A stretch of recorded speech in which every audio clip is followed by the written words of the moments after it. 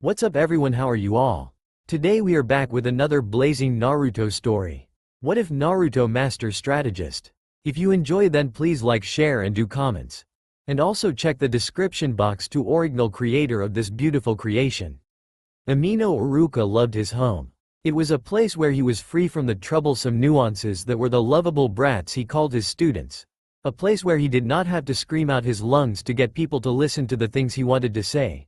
A place where he could put on his nice bunny fur slippers without hearing any snickers from resident class clowns, and pick up a book to read without screeches from fangirls. It was the most relaxing place in the world, where he could occasionally practice his shurikenjutsu without getting snorts from overachieving black-haired geniuses, and could likewise have freedom from the eccentricities of his superior commanding officers. Home was truly a place to be. It was for that reason that when Iruka had tucked into his bed at night, switched off his lamp, and said good night to his collection of unique plushy dolls, he had expected nothing else more than utter silence and pure, unending tranquility. Psst, Iruka-sensei. Iruka's mellow eyes answered with a soft sigh.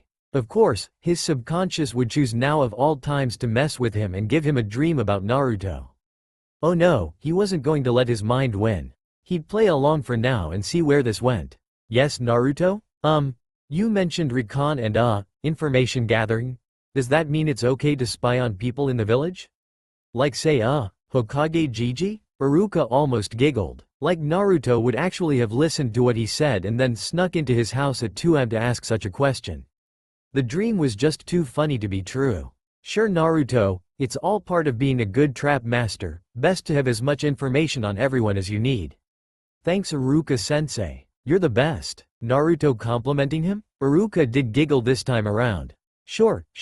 Don't forget to close the window on your way out. I will. There was a shuffle of movement, and suddenly, the sound of his window pane closing reached the Chunin's ears. It took him 4 seconds for his eyes to snap open as he realized that his dream had been far too realistic. He turned to the window, finding the curtain drawn open, and then he shook his head as he rolled back into bed. It was too much of a hassle to go find the blonde boy and tell him that it was probably not a good idea to try and spy on people in a shinobi village. But he figured the blonde wouldn't get very far in his attempt anyway. Besides, it was Naruto. What were the odds of him sneaking around the strongest shinobi in the entire village? Observation. The act or process of observing someone or something carefully in order to gain information. The process of observation was a tool which multiple shinobi relied upon in order to actively succeed in the field. One could even go as far as saying that it was the only thing that kept them alive. An unobservant shinobi was a dead shinobi, and that was a fact. Or at least, that used to be the way things were. Sarutobi Hiruzen sighed as he walked into his office, feeling his legs which had seen the dust of 3 shinobi wars weaken, and he gazed upon his desk with a cornucopia of mixed feelings and emotions. It was a shame, having come from another insufferable meeting made him realize just how much the shinobi world had changed. Back in the times of warring clans era, shinobi were not necessarily the up-and-go supernatural fighters that they were today. No, then, they relied purely on stealth, subterfuge, and assassinations. Living in that era meant always looking up, even when outside in broad daylight and on a large grassy plain several kilometers in length. It meant being cautious about every puddle of mud that you passed or about every shadow that so much as seemed to be moving in a suspicious manner. It meant always making sure you switched your drink with another one before taking it, and abandoning any plate of food which your eyes had strayed away from even for the briefest of seconds. Failure to do any of these would often end with one gracing upon the shining blade of the Shinigami, and wondering what had happened. The Sandaime Hokage sat, taking a brief sigh as he stared out into the empty office, his table filled with various documents, some half done, others waiting neatly to be signed, from important tasks like changing the Anbu patrol teams to utterly trivial requests like demanding for a subsidy for kunai traders. Trivial anyway, compared to other papers which had stamps from the daimyo and contained sensitive materials which could and would easily incriminate Konoha for the mysterious disappearances of many of the daimyo's rivals.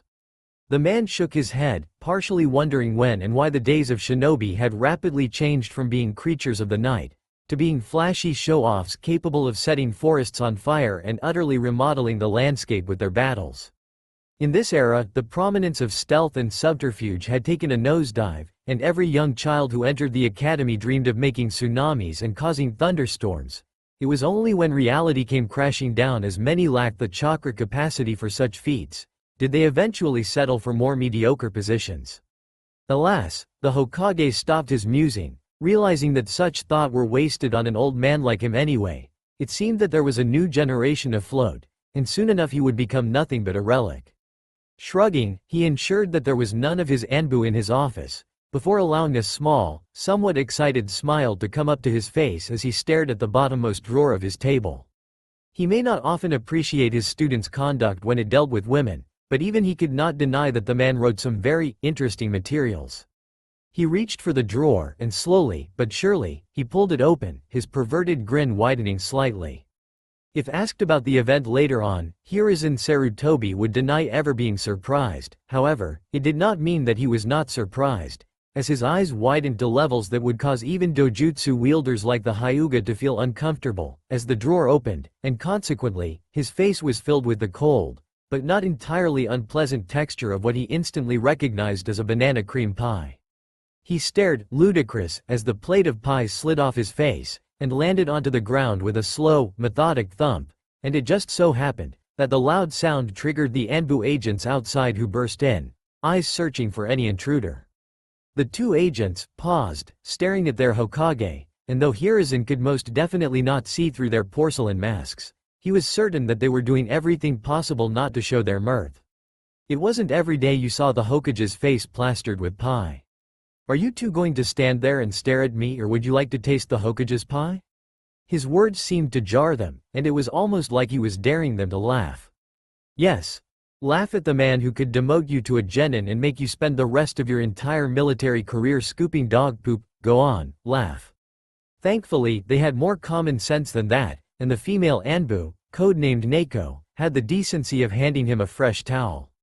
The old man cleaned the cake from his face with the towel, before placing it down, his eyes doing their best to refuse twitching in annoyance. There was one person who would actually have the gall, the means, and the motive to think about pranking him, and though somehow he had never been the target of his pranks, Sarutobi Hiruzen was going to make it clear that one does not simply shove pie in the Hokage's face and get away with it. "Bring me Uzumaki Naruto. Hi Hokage-sama." His Anbu vanished with the familiar gust of wind that indicated the Shunshin technique, and the Sandaime Hokage let himself sit back with a sigh. He had never had to truly berate or reprimand Naruto for anything before, but there were some lines that could not be crossed. The mere fact of breaking into his office too. Hiruzen blinked. How had the pranking menace entered his office to set up the pie in the first place? It was impossible to do so from the back windows, they were firmly locked and had been so for a while. There was no way his secretary would have let him in, let alone the entire Chunin workstation that aided in organizing missions. He opened up the drawer once more, staring at the contraption that was within it which had aided in launching the pie. A weak strain, with some sort of makeshift pulley device attached to the handle, along with a large metal spring. The sting would activate the pulley when he opened the drawer, and the pulley would in turn fire the strain. The Hokage wasn't stupid. There was a creeping chill that came upon him once he realized how easily it would have been to substitute the pie for a kunai, or the trap for a loaded crossbow, and he would be dead. Hiruzen took in a deep breath, finding his pipe idly laying on the table, before reaching for it, stuffing it with the required fuel and putting it to his lips, igniting it with a small fire technique, and letting the acrid taste of the smoke permeate his tongue, before he blew it into the air and leaned back into his chair. They were in a time of relative peace granted, and no one would be able to maintain their sanity for too long if they acted as though every single thing and every single one was out to get them, whilst even in the comfort of their own village, and comfort of their own office. But had he truly become that lax? It seemed he would need to start training again. The office was filled with a brief poof of smoke, and the familiar blonde menace known as Uzumaki Naruto appeared before him, grinning like a maniac as he was held by two Anbu agents. Sarutobi steeled his features. "Naruto." Whatever he was about to say was cut in half by the boy's boisterous shout. "About time, Gigi. You ended your meeting way later than normal today. I almost thought the prank failed." Hiruzen was able to dissect the boy's sentences, and the semantic meanings he attained from them being heavier than the words themselves. In reverse order, Naruto was outright admitting that the prank was his, then, he was admitting to possessing prior knowledge about the fact that he was in a meeting, and lastly, he was anticipating being called to the office. Hiruzen stopped whatever he was going to say, his steeled features softening for a bit as he shook his head. Why did you put the pie in my drawer, Naruto-kun? The boy smiled as though what he did was not an action that would get people executed in other villages. I wanted to see you. Hiruzen blinked. You wanted to see me? Naruto nodded. Hiruzen looked at the two Anbu, giving them the signal that they could leave, and they vanished in a puff of smoke that left stars in Naruto's eyes. Cool. Gigi, can you teach me how to do that? Hiruzen shook his head. Later, Naruto, for now, explain yourself. If you wanted to see me, you could simply just walk in and ask. Naruto gave an exasperated groan. I did try it, Gigi. I usually come by whenever you're not in a meeting, but all I get is. He increased the pitch of his voice to an eerily close resemblance of that of his female secretary. You can't see the Hokage without booking an appointment, or Hokage-sama isn't here right now, or Hokage-sama is currently resting, or shouldn't you be in the academy right now, and all that junk. Hiruzen allowed a small smile to come up to his face. It cannot be helped, Naruto-kun. Being the Hokage is an extremely time-taking endeavor. Naruto rolled his eyes and crossed his arms, sighing. Hi, I know Gigi, you told me that the last time you visited me. The Sandame was about to ask, I did. But he was stopped by the stab of guilt which caught him. He couldn't even remember the last time he had visited the young boy's apartment, but he knew for a fact that it hadn't been in months at the very best and years at worst. Even on the boy's birthdays, he always found himself too occupied to so much as drop in for a visit. Hells, he couldn't even remember the last time he gave him a birthday present. It wasn't exactly neglect, as the heaven knew that he had done his best where the boy was concerned, though it was not enough. Sometimes the man wondered why Naruto looked up to him with such respect and reverie. Heaven knew that he was undeserving of it. He coughed into his hand, searching for a way to dissect the topic. What else did I tell you? Huh? The blonde seemed to stall at the odd question, before scratching his chin. Well, you told me to clean up my apartment, and that one of the steps to being Hokage is being neat and organized. He smiled. I suppose that is true. It's one of those things you'll have to build up over the years. What do you mean? I'm neat and organized. The Hokage's eyes crinkled in mirth. Really? Hell yeah. My apartment floor is so shiny I could eat ramen off it. He gave a grin before pausing. The only reason I don't is because ramen is too divine to touch the floor. The Hokage let out a small chuckle. He, however, had not lost sight of the numerous questions that were in his head. Naruto-kun, how did you know I was in a meeting? Huh? The ramen addict squinted his eyes in a manner that made him look as though he was a fox. Everyone knows when you're in a meeting. No, they did not. Knowing when the Hokage was and was not in his office was sensitive information, as it would be very easy for an enemy shinobi to utilize that information for a trap, just as Naruto had utilized the information to stage his prank. Just humor me, Naruto-kun. The blonde scratched his cheeks before shrugging. I used to visit the tower almost every day, Gigi. Whenever you're out, you can always see the Chunin guys at the front desk lounging off, and when I meet your secretary, she says you're not in or unavailable. When you're here, the front desk guys get all super Chunin and serious with their work and stuff, and your secretary either says you're tired, or I have to book an appointment. Hiruzen's lips thinned, and he made a mental note to question his secretary later, as well as to schedule some impromptu arrivals for his Chunin. It was a theory, but he just felt the need to confirm it. Naruto-kun, on Thursdays at 12, what would I be doing? The blonde looked at him. Huh? Well, I guess you'd be out till around 3. Hiruzen's breath stilled. And Saturdays, at that time? Naruto's nose upturned in the air. You'd either go out for lunch or order for some takeout. You never order Ichiraku ramen though, and that sucks, Gigi. It's always either fish balls or onigiri. He could feel his heartbeat rise. How? He calmed himself, clearing his throat as his voice became more leveled. Naruto-kun, did you know what I usually order? Naruto frowned. 'Cause I usually see the Chunin who come back in with the takeout. What makes you believe that the takeout was mine? Naruto scratched his chin. It's kinda weird and wrong for Chunin to buy takeout and bring it back to the tower and eat it here, when they coulda just used the time spent to buy takeout to eat out? Hiruzen slowly nodded. Yes, that's true. Hiruzen watched as the resident prankster seemed to stare at him with something in his eyes akin to recognition and curiosity. And if the Hokage did not know better, he would claim that the boy's eyes gained a certain level of depth and focus to them, resonating brilliantly in a manner that he had only ever seen from geniuses the likes of Namikaze Minato, Uchiha Itachi, and most frighteningly, Orochimaru. Then as soon as it appeared, it was gone, and the blond boy squinted his eyes, crossed his arms behind his head and pouted. "Oi, what's up, Gigi? I mean, everyone notices these things and it's no big deal, right?" The Sandaime simply stared at him, snapping out of his bizarre trance as he realized that clearly the young boy did not realize memorizing the Hokage's schedule was in fact a very big deal. That was not even counting knowing what the Hokage would eat. Slowly, stirring deep within him, Hiruzen Sarutobi found himself reinvigorated, as that spark, the display of what he had thought long lost in the ways of shinobi, keen observation, had seemingly been brought out in full force, in the most unexpected and unlikely of persons. Hiruzen shook his head. He had established that Naruto knew his schedule like he knew the back of his hand, which was unexpected, but not overwhelming impossible. Human beings were creatures of habit and pattern. You did things at expected and designated times, and most people had a routine that they followed every day. Wake up at a certain time, train at a certain time, eat at a certain time, which could not just be abandoned, otherwise one's life would be in utter disarray. What Hiruzen could not for the life of him figure out was how Naruto had entered his office in the first place. A question he did not hesitate to ask.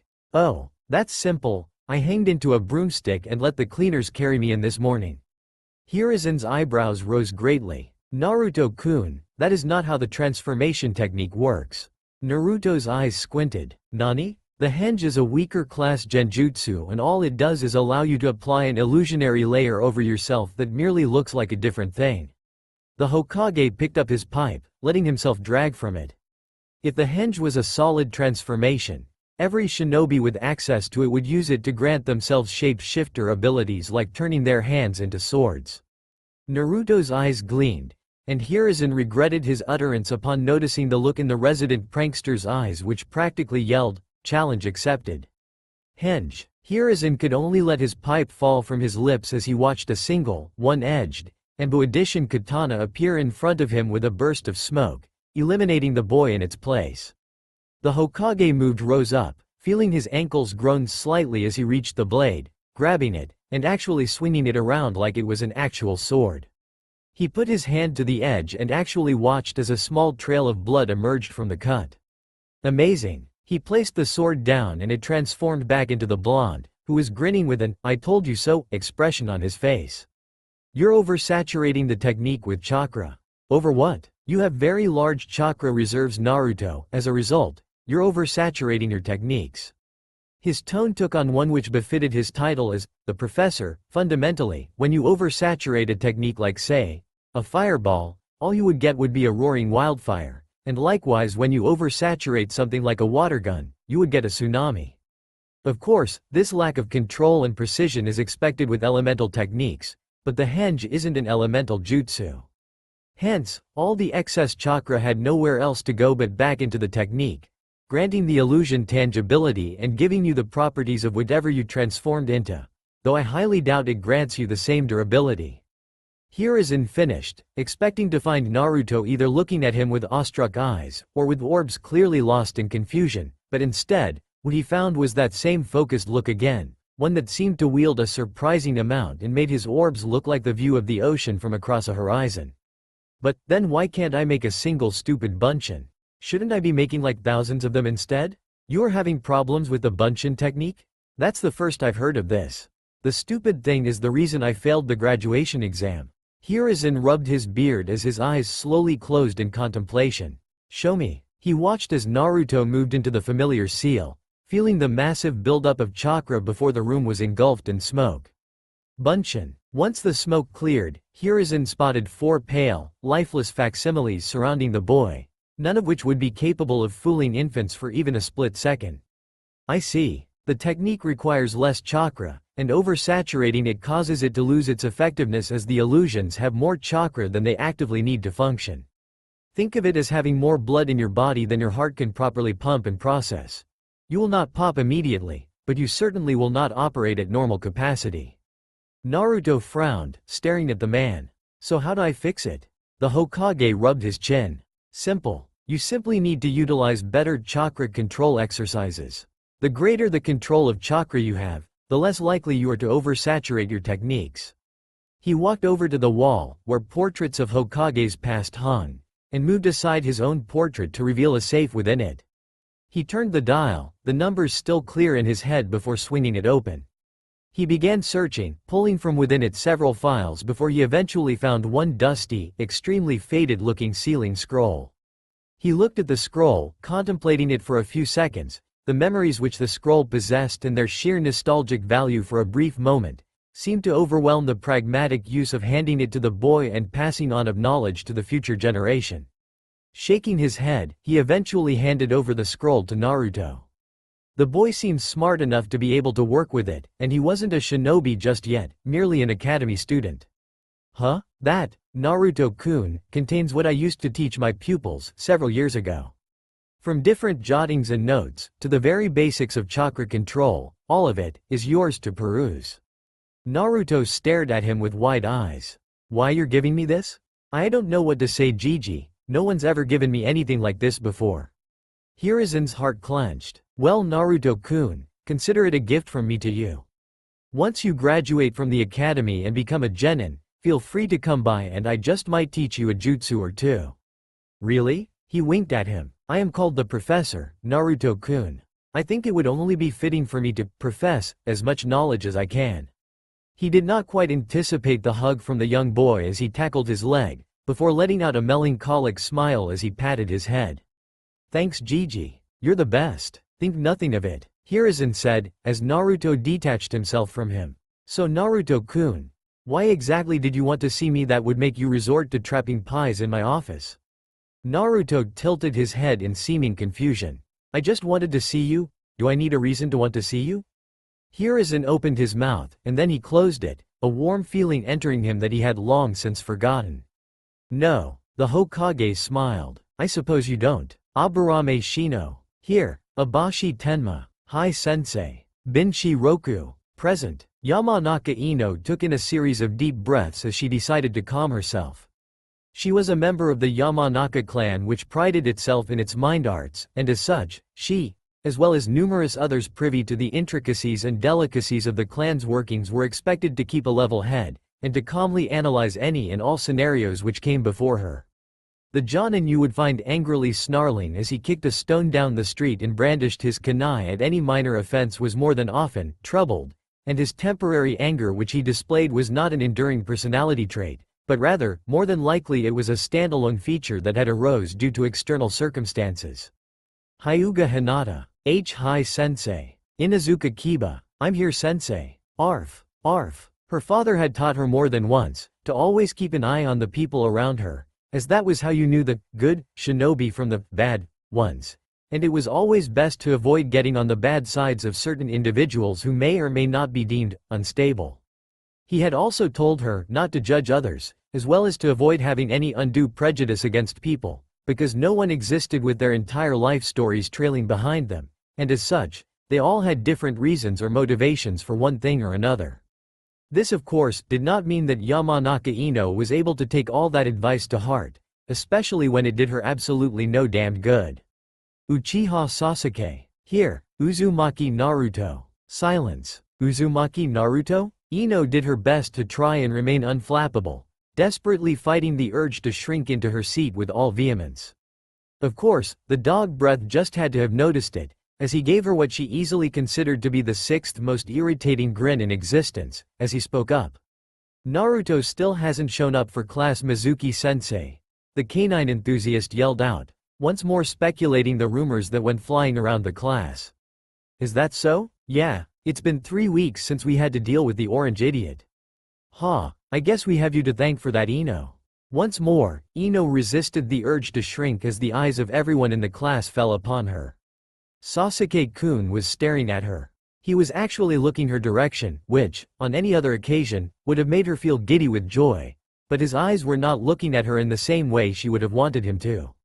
Of course, she was Yamanaka Ino, so despite her own inner thoughts, she ensured, meticulously, that her own body language and outward appearance constantly maintained the aura and look of someone who was utterly self-assured, utterly confident, and did not, for even the briefest of seconds, doubt herself.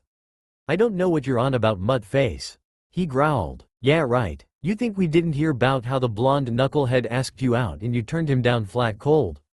The mumbles and rumors were spreading to a level she did not find herself particularly comfortable with.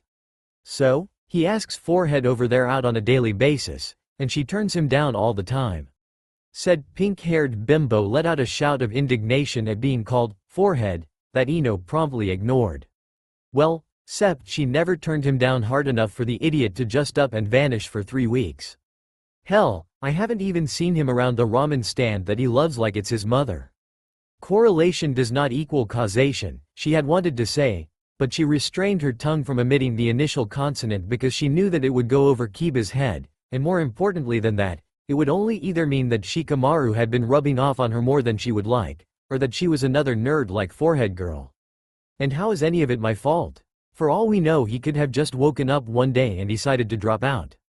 "Geez, I don't get you," Kiba said, scowling. "It's not like the knucklehead ever had any real hopes of becoming a shinobi, and I'm sure even academy teachers have tried more than once to get him to quit. But you managed to pull it off with a few words, so why the hell won't you take the credit?" Yamanaka Ino blinked, then rapidly resisted the urge to yell and instead bit the inside of her cheek. Take the credit? She was supposed to be proud of harshly turning down Naruto's enthusiastic, bubbly request for a date?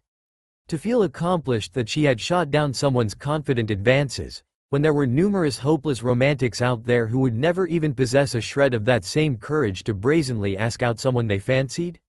She stared at Kiba, wondering if the boy even fully understood the implications of what he was saying, and she sorely doubted that he did. What she found doubly disconcerting, however, was that there were numerous other people in the class, who for one reason or another, actually shared in Kiba's sentiments. For Kami's sake, no matter how annoying or how bright or how obnoxious Naruto was, the boy had done literally nothing wrong for people to feel completely vindicated by the fact that he was potentially heartbroken enough to stop coming to school. But she did not voice that. No, she was not a person easily cowed by peer pressure, but she was a person who cared about her image. The knuckleheads around her would one day in nearest future possibly be her teammates that she would need to rely on in the field, and as such, it was best to move with the flow of the crowd, to be of the same mind regarding certain topics, and to ensure that she was not viewed too differently or ostracized. Idly, her mind noted a lesson her father had once showed her, during one of their clan training sessions. A brief experiment where he had brought up 3 kunai, 2 of them were 12 inches and 1 was 11, and then showed it to a group of 8 volunteers, asking them to pick the shortest. 7 of the volunteers were in on the experiment, and all picked the wrong kunai, but the actual subject was confused, and he knew that the kunai picked was the wrong one, yet, in order to avoid being at odds with the group, went ahead and picked it anyway. Yamanaka Ino was an impressionable 12-year-old girl with just a few months left to graduate and become a shinobi. This was true, but she was also the daughter of Konoha's foremost psychologist, who was the head of Konohagakure's torture and interrogation department. She was the friend to a genius with an IQ of 200 that occasionally made rare quips and comments that belied his extraordinary intelligence, despite his outwardly lazy persona. Then, she the heiress of a clan that could casually stroll through your mind like a schoolboy galloping a field of flowers and make your tongue unleash your deepest desires, even without using their clan techniques. As such, Yamanaka Ino knew exactly what to do. Slamming her hand on her desk, she twirled her hair, placed her hand on her hip and let out a huff, utterly turning away from Kiba's question. Kiba's eyes narrowed. So it's not that you don't want to take the credit. You just wanted us to make you think you didn't care. You were pretending all along, weren't you? Whatever makes you happy, mutt breath. Why you? Mizuki-sensei clapped. That's enough. Kiba, if you have any problem with Ino, take it out in taijutsu practice. Assuming you can. A collection of snickers went up at the room at the slight. It was one time, Mizuki-sensei. I lost to her one time. Yamanaka Ino did not focus on any of this, however. Instead, her mind found itself begrudgingly drifting towards someone with blonde hair and blue eyes. Why had Naruto suddenly asked her out if he was supposed to be infatuated with Sakura? Had he known what she was up to and then did it to save her face? Was that why she found herself questioning her infatuation with Sasuke now and then? She had doubted Shikamaru's words before about Naruto being observant, adding up to another time the pineapple-haired Nara had been right, and Kami knew that if Shikamaru wasn't so lazy, half of their conversations would be filled with, "I told you so." Still, it just didn't seem to fit. If Naruto was so observant, why was he the dead last? Did graduating and becoming a shinobi not matter to his interests? She found herself biting on the edge of her pen and took in a deep breath. It seemed like she knew what she was going to do after school today, solving the enigma that was Uzumaki Naruto. Assuming she could find him. Within interest. Naruto? There had been a lot of odd things that Akamichi Choji had seen in his life, from vanishing pieces of cake, to people who utterly ruined the concept of a good meal, to even things such as pineapple on pizza. He shuddered. Nevertheless, despite having seen so many odd things in his brief few years alive, he would say that he had never felt more conflicted nor had he ever felt more uncertain on what to do, when he saw his blonde classmate, Uzumaki Naruto, rummaging through the trash cans of the Akamichi clan compound, more specifically, his trash can. Gah, venison, steak, mutton. Why are they so many different bones? I don't even know what this one is supposed to be, turkey or rabbit. Choji awkwardly stopped eating from his famous bag of chips, rubbing his arm in a particular manner that didn't aid in alleviating the awkwardness. It had now been 4 weeks since Naruto had shown up in class, and Ino had been reserved ever since there were some allegations that it was because she had broken his heart that Naruto had been skipping out on school. Choji thought that it was a lot of baloney, but Ino didn't feel that way, and no one knew what to make of the situation. This past week, however, the blonde had been seen out of class, doing numerous odd things. For instance, he had been sniffed out by Kiba on one occasion, and after being called out, he admitted that he was planning on pranking the Inuzuka. Likewise, the same thing occurred for Shino, and no one knew why he would even want to prank those two. Now, however, Choji did not know what to make of seeing Naruto doing that.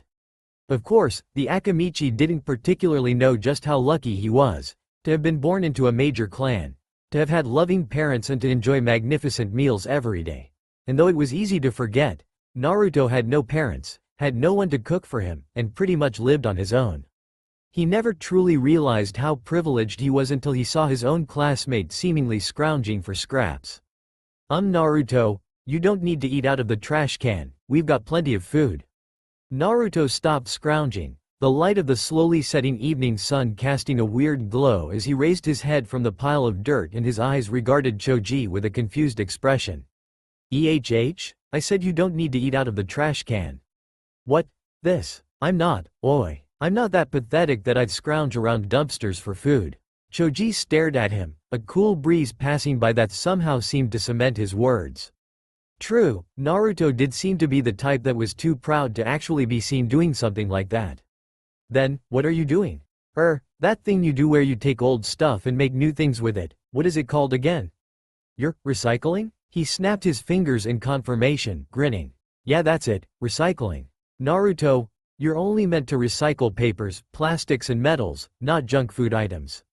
The blonde blinked owlishly. "Says who?" Choji shrugged, watching as Naruto seemingly pondered about it for all of 3 seconds, before hefting over a large bag over his shoulder and dropped it on the ground, wiping the sweat off his brow. Now that the young Akamichi heir thought about it, he realized that Naruto shouldn't even be in their clan compound, much less searching through their trash. How had he passed the guards and the gate? This haul was awesome. With this, I'm going to become the greatest shinobi that ever lived. Datbeo. Choji stared at him with no small amount of confusion. "With trash?" Naruto grinned. "With treasure." Choji was looking at him owlishly. "I don't understand. Your favorite chip brand is the Tachino chips. You never buy the really saltier versions and stick to the bags instead of the cans because you hate it when you can't get your hands down in it to get the last ones." Choji blinked. "Tachino chips are kinda rare though, really rare, and freaking expensive too. And you breeze through about 6 a day, every day. That's not even counting all the feasts you call dinner. Choji, you're loaded." Choji choked on his potato chip. "And not just you, your entire clan is loaded too. I mean, I didn't even know that the Akamichi clan totally owned like half of the farmlands that make all the food that everyone in Konoha eats." But you guys are so cool and mellow that no one realizes that you're the richest clan in MMPH. Choji had heard enough as he proceeded to cover Naruto's mouth, eyes darting left and right as he let out a sigh. Good-hearted boy and avid foodie he was, but he was also being groomed to be the future head of said Akamichi clan, and there were some things that needed to be left under wraps. Yes, the Akamichi clan was rich, stinky damn rich, probably richer than the Hyuga and the Inuzuka clans combined. Of course, the reason why their wealth hadn't drawn undue attention was because they were also the most underestimated clan in Konoha. They were the big friendly giants who simply loved their meals and would leave you alone in peace as long as you did not mention anything about their weight. As such, no one would ever find anything wrong with these people having extraordinary wealth. Of course, the Akamichi found no problem with it. Being underestimated suited them just fine. Naruto, how did you know all that? Just think about it, Choji. He had a glint in his eye. Garbage tells all. The stuff you throw in the trash can tell way more about you than you can believe. The blonde began counting on his fingers. Iruka-sensei's hobby is woodworking, his favorite drink is cherry juice, and he eats tons of fruits and cooks all his meals himself. Sakura-chan uses 3 different conditioners at the same time, and she's on a diet for now. Sasuke Teme seems to like tomatoes a lot, and he's a terrible cook. Choji brought him to a stop. It was impressive, unorthodox and greatly breaching the privacy of several people, but impressive nonetheless. Naruto, just how many people's garbage have you scrounged through? The blonde paused for a second before shrugging. Counting you, everyone. Choji almost choked on his chips again. Everyone in Konoha? Huh? No, I meant everyone I know. He gave a proud grin. Why do you think I haven't been at the academy for a while? Choji calmed down significantly at that. So Naruto had been doing recon on every individual he knew? That's incredible? You're telling me. I had to henge into a one-legged cat to fool the Hyuga clan guards, and cover myself in puppy piss just to fool the Inuzuka dogs. And don't even get me started on the Aburame and their insects. Akamichi Choji stood, slightly confused, slightly impressed, and a little bit annoyed at the fact that Naruto had somehow chosen him for last, until he reminded himself that technically what Naruto was doing was a huge breach of privacy, though he seemed not to realize it or care. Choji contemplated if he should tell Naruto that it was somewhat, well, not exactly illegal, just a teensy bit immoral for him to go through other people's trash. Then again, it was garbage. People rarely gave much thought to their garbage, and they probably did not realize that what you threw away could tell a lot about who you were, what you did, what you liked and what you ate.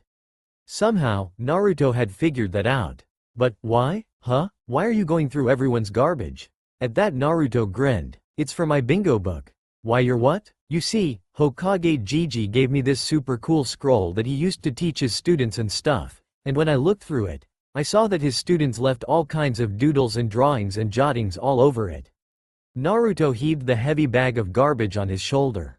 So one of Hokage Gigi's students, this guy called Maru, jotted down that he had always wanted to gain complete information about all his nakama in Konoha. Said he'd started working on it, and had his own bingo book and stuff, but never completed it. Naruto rubbed his chin. Was a bit weird though, there were stuff about blood type and searching for bloodlines, and stuff, but I thought the general idea would be awesome. I mean, if I'm gonna become the Hokage, the leader of everyone, I've gotta at least know them, right? At this he frowned. But people don't really talk to me for some weird reason. Stupid teams must just be jealous of my awesomeness, datbayo. He said with a grin, so I recycled their trash, and used the stuff I learned to fill up the book. Choji wanted to tell him that some people were averse to talking to him because of his general orangeness, but he didn't have the heart to do so. Plus, I'm working on being Konoha's greatest trap specialist. I'm going to use my pranking skills to become the greatest shinobi in the world. Believe it. So, I kinda need some of the trash to help build up my arsenal? Brilliant. It was a word which had a nimity of meanings, each one more elevated than the last. Placing those who were referred as that word was to place them on a magnificent glass pedestal, and Akamichi Choji had not assumed that he would be running into another individual that could leave him as odd as his best friend Shikamaru. He found it even odder considering that he was attributing this word to Naruto of all people, and though the boy did not realize it, what he had done, what he was doing was sheer brilliance. He was considered the dead last, but most likely he was the one taking their future occupation as shinobi the most seriously. Gah, I've got to run. Higurashi weapon stores usually toss out some old rusty kunai and metal I can use around this time. See you around, Choji. Choji blinked, drawn from his reverie as he realized that he had just found the elusive boy that his friend had been trying to track down for the past week with no chance of success. Wait, Naruto, Ino's been looking for you. The boy was gone, leaving Choji standing in place and conspicuously staring at the garbage pile. A mere pile of garbage that had made Naruto of all people easily realize the not-so-hidden secret of the Akamichi clan. From now on, no more leftovers. The sound of crackling potato chips and hearty receding footsteps echoed off into Konoha's twilight. What was the difference between intelligence and wisdom? This was the question Yamanaka Inoichi asked himself as he plopped down on his couch, a tired sigh on his lips and a long worn furrow on his brow, just now finally concluded from a long day at the office. Some would say that intelligence was possessing knowledge. An intelligent person had the savoir-faire of numerous different fields or areas, such as someone who had memorized entire aspects of a thesaurus, or someone who could calculate complex mathematical figures on the fly. Then, they would say that wisdom was possessing the ability to use said knowledge in the adequate scenarios to achieve the optimum result. Except, that was not true. That was the relationship between intelligence and wisdom and not the distinction. Intelligence and wisdom were somewhat separate, as one could be wise, in the manner of an enlightened monk or spiritual individual, but they would not be smart, such as monks that could neither read nor write. Likewise, one could be smart, possessing a great deal of knowledge about numerous aspects and fields, but not necessarily wise. For instance, a scientist who chose to give his children extremely efficient meals and prevented them from eating sweets because he knew the health detriments, but was unable to realize that his children would never understand his perspective. Unfortunately, it seemed that people regarded intelligence on the higher spectrum than wisdom. Konoha was gradually running out of wise young shinobi and instead, they were breeding geniuses. If only his beloved village could have a Sarutobi Hiruzen for every Uchiha Itachi and Hitaki Kakashi, it would be so much better off. Unfortunately, most levels of wisdom came with experience, and as such, those greatly in need of it sorely lacked the access to it. Shameful as it was, Inoichi knew full well that his village was filled with people lacking both intelligence and wisdom. Most obviously would be the civilians first, who would willingly let their children sign up to the academy, fooled by the romanticized ideal of the Konoha Shinobi Corps. They were nothing but glorified child soldiers capable of taking on full-grown men twice their size, but child soldiers no less. Most of them would not live to hit 30, and those who did would be so scarred by the things that they had witnessed and performed, that they could never live normally ever again. But the will of fire burned strong, how strong it burned indeed. Fire was the one thing most capable of bringing unlimited destruction to leaves, yet not a soul had noted the irony. Konoha's head of tea and I shook his head as he let out a deep sigh. The question and deliberations had not struck him on some utterly odd whim, and he was not usually someone to start thinking about such topics, but perhaps the reason the question had struck him had been because he had been watching his daughter recently. Ino was his pride and joy, and of course, he had done his best to lavish his little princess the way any father would, but he made sure he never cosseted her too much, especially if she wanted to be a kunoichi. He was initially adamant against her decision to even enroll, but he had no choice. Had his daughter said she wanted to become a horticulturist or a botanist or a psychologist rather than a kunoichi, not a single soul in the world, dead or alive, legend or nightmare, would have been capable of forcing him to tell her otherwise. But of course, his daughter wanted to be a kunoichi. He had no choice left but to respect her decision, or lose her love and respect forever.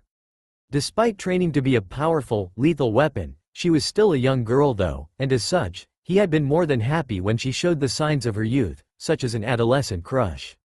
His only wish was that Ino would have at least picked a crush that was not so mentally scarred, but in the end, he had left her to her own devices. Until now, he had begun noticing in the past 4 weeks how much his little princess was changing. There had been a little bit more interest in the way she listened to his tales at the office, and as he explained to her bits and pieces of the psychology that people took for granted. Then of course, the frequency at which she mentioned the Uchiha's name had hit a sudden decline. Whereas he could have previously counted a minimum of 16 counts per day, it had dropped to a mere 5, and each time the topic was brought up, she bit her lips, her eyes furrowed, and her nose rose, just a smidgen. Something or someone had made her re-evaluate her infatuation, and she was inwardly conflicted. He would usually leave the issues of boys to her mother to handle, not because he was inept, but rather because he felt there would be more of a bond between his wife and his daughter discussing over such sensitive feminine issues. Of course, when she began leaving the house and returning each day, looking more tired and frustrated than the previous, he decided to intervene. "Ino-chan, is there anything bothering you that you want to tell me?" She had pursed her lips. Well, her hesitation alone was not a good sign. "I did something, I think I did something, to someone, that might have been kind of bad, and I've been trying to find them to apologize, or explain, or something, but..." Inoichi eased her. "Calm down Ino-chan, go gently, from the start." She frowned. "What do you do when someone just changes? Does things they've never done before? Or if their actions don't match what you know about them?" Inoichi rose an eyebrow. "Is this about a boy?" Ino sighed. "Yes daddy. Ino, I've never really supported your crush on Uchiha Sasuke, but if he's the reason for why you've been so emotionally frustrated..." "It's not about Sasuke." Those words threw Inoichi for a loop, his mind recoiling as it tried to wrap itself around that information. First, there had been no affectionate suffix added to the name, and second, his daughter had another crush that wasn't the mentally perturbed survivor of the Uchiha clan massacre. "It's not? Then who?" "It's Naruto." That suddenly, Inoichi's mind slammed the brakes hard at that point. "Naruto? As in, Uzumaki Naruto? The resident prankster of Konoha? The secret orphaned son of the Yondaime Hokage? The current container for Kyuubi no Yoko? The strongest of all tailed beasts that had ravaged Konoha 12 years ago? Nope, nope, nope. Why? Why couldn't this be easy? Why couldn't his daughter just be interested in some no-named average boy? He would have taken a boy with greased hair that wore 20 types of leather and a "I heart mom" tattoo plastered on his left shoulder over him. He had no personal bias against the boy, but he did have a personal interest to keep his daughter safe no matter what, and unfortunate as it was, merely being a Jinchuriki put him on the list of people to get Ino as far away from as possible. He did not fear the boy going out of control, for he trusted the Yondaime's sealing ability, but the sheer power he wielded would put him in the crosshairs of powerful and dangerous individuals. Individuals that he did not want 1,000 feet near his daughter. He needed to defuse this situation very carefully. "Ino-chan, you said Naruto suddenly did what now?" "He asked me out." What? I know. That was my reaction too. He spent half of the time in the academy pestering Sakura for dates, and she turns him down, and then all of a sudden, he just asks me? Why? Why all of a sudden and then the way he did it?" She abruptly stopped, and Inoichi's eyes narrowed. There was information that his daughter was intentionally keeping out of the discussion. Anyway, Shika says that it's because Naruto is actually really observant when he's dealing with things that catch his interest. He did? Inoichi knew that Nara Shikamaru was just as astute as his father, perhaps even more so, but he was lacking in the much-needed wisdom that would probably make him surpass Shikaku. He did, but it doesn't make sense. If he's so observant about stuff, why do his grades suck so much and why is he the dead last? Inoichi swore under his breath. Champing breadsticks. If what Ino was telling him was true, then there were two possible unfortunate implications, neither of which was comforting, and both of which constituted as threats or serious issues to Konoha's safety. The first implication was that Uzumaki Naruto was intentionally downplaying all his skills and abilities, for whatever possible reason, and depending on how observant he truly was, it was more than likely that he knew who his father was, and what was sealed inside of his stomach, yet opted to keep it to himself. When children found themselves out of their depth or seeking knowledge or wisdom, they looked to adult authorities for guidance and explanation. If Uzumaki Naruto was aware of his true heritage, and of the reasons of the numerous bias against him, and the fact that a giant beast was sealed inside his gut yet had intellectually chosen not to mention it or blurt it out, and continued as though absolutely nothing was wrong, then there was a problem. From a psychological standpoint it was downright terrifying, and it marked him as a greater flight risk than Uchiha Sasuke ever could be. The second implication, of course, was somewhat lighter, and it meant that there were serious levels of bias against the boy, and he was more than likely being either taught wrongly or intentionally failed in order to ensure that he did not graduate. It meant that there were shinobi amongst the ranks who had let personal bias interfere with objective judgment, and they needed to be sanctioned and undergo screening to see if they were truly worthy of being in the shinobi corps. After all, if you let your emotions bleed into your job when all you did was to teach, who was to say that on a mission, you would not choose to let your emotions take sway and then instead of assassinating a target, you let them escape? Of course, if Uzumaki Naruto was being taught wrongly, would he not have complained? Or was it that he was unaware of the fact? But if he was unaware of the fact, that brought his supposed perceptive prowess into question. "Daddy, you're making that constipated face again.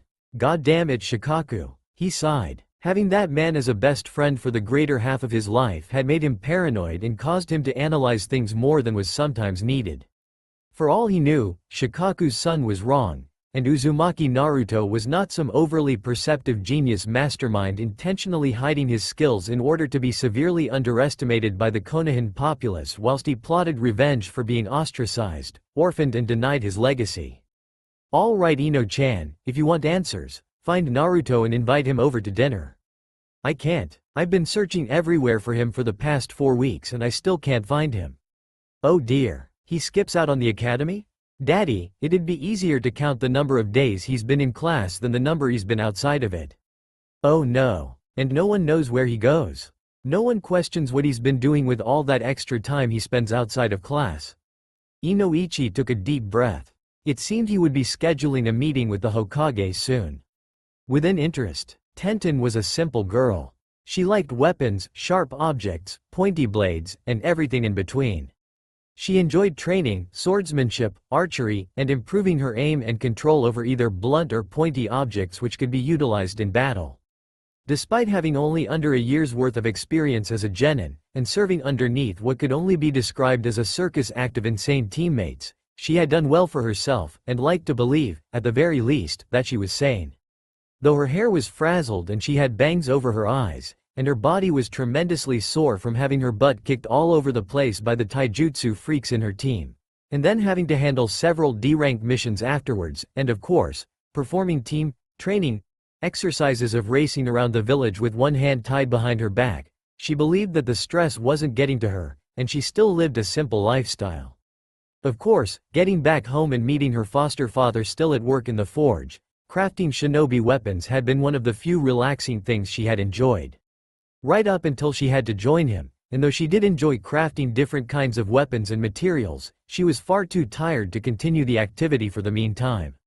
Eventually, all her works had been crafted so poorly that she had no choice but to throw the metal away into the large trash bins provided for the residents of the area, seeing as how they were not even salvageable enough to be reforged into something decent. This, however, was where Tenten felt she might snap. No sooner had she tossed away the materials, did she hear the rustling of a figure moving within the night and shadows.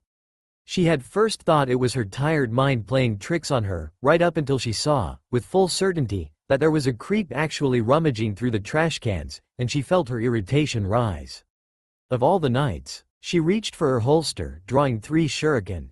She of course had no intention of seriously hurting the fellow, she only meant to scare him off, a form of intimidation to make the person think twice about doing something as unethical as rummaging through another person's trash. With a flick of her hand, she sent the 3 shuriken flying, enjoying the sound they made as they whistled through the air. Only for her to blink, several seconds later, as she did not hear the sound of them hitting their target. As a matter of fact, she heard no sound at all, as though the shuriken had simply vanished in midair. "I missed? No, that's not possible." She grabbed out 2 more shuriken and threw, listening as they whistled in the air. And then they vanished, never hitting their mark.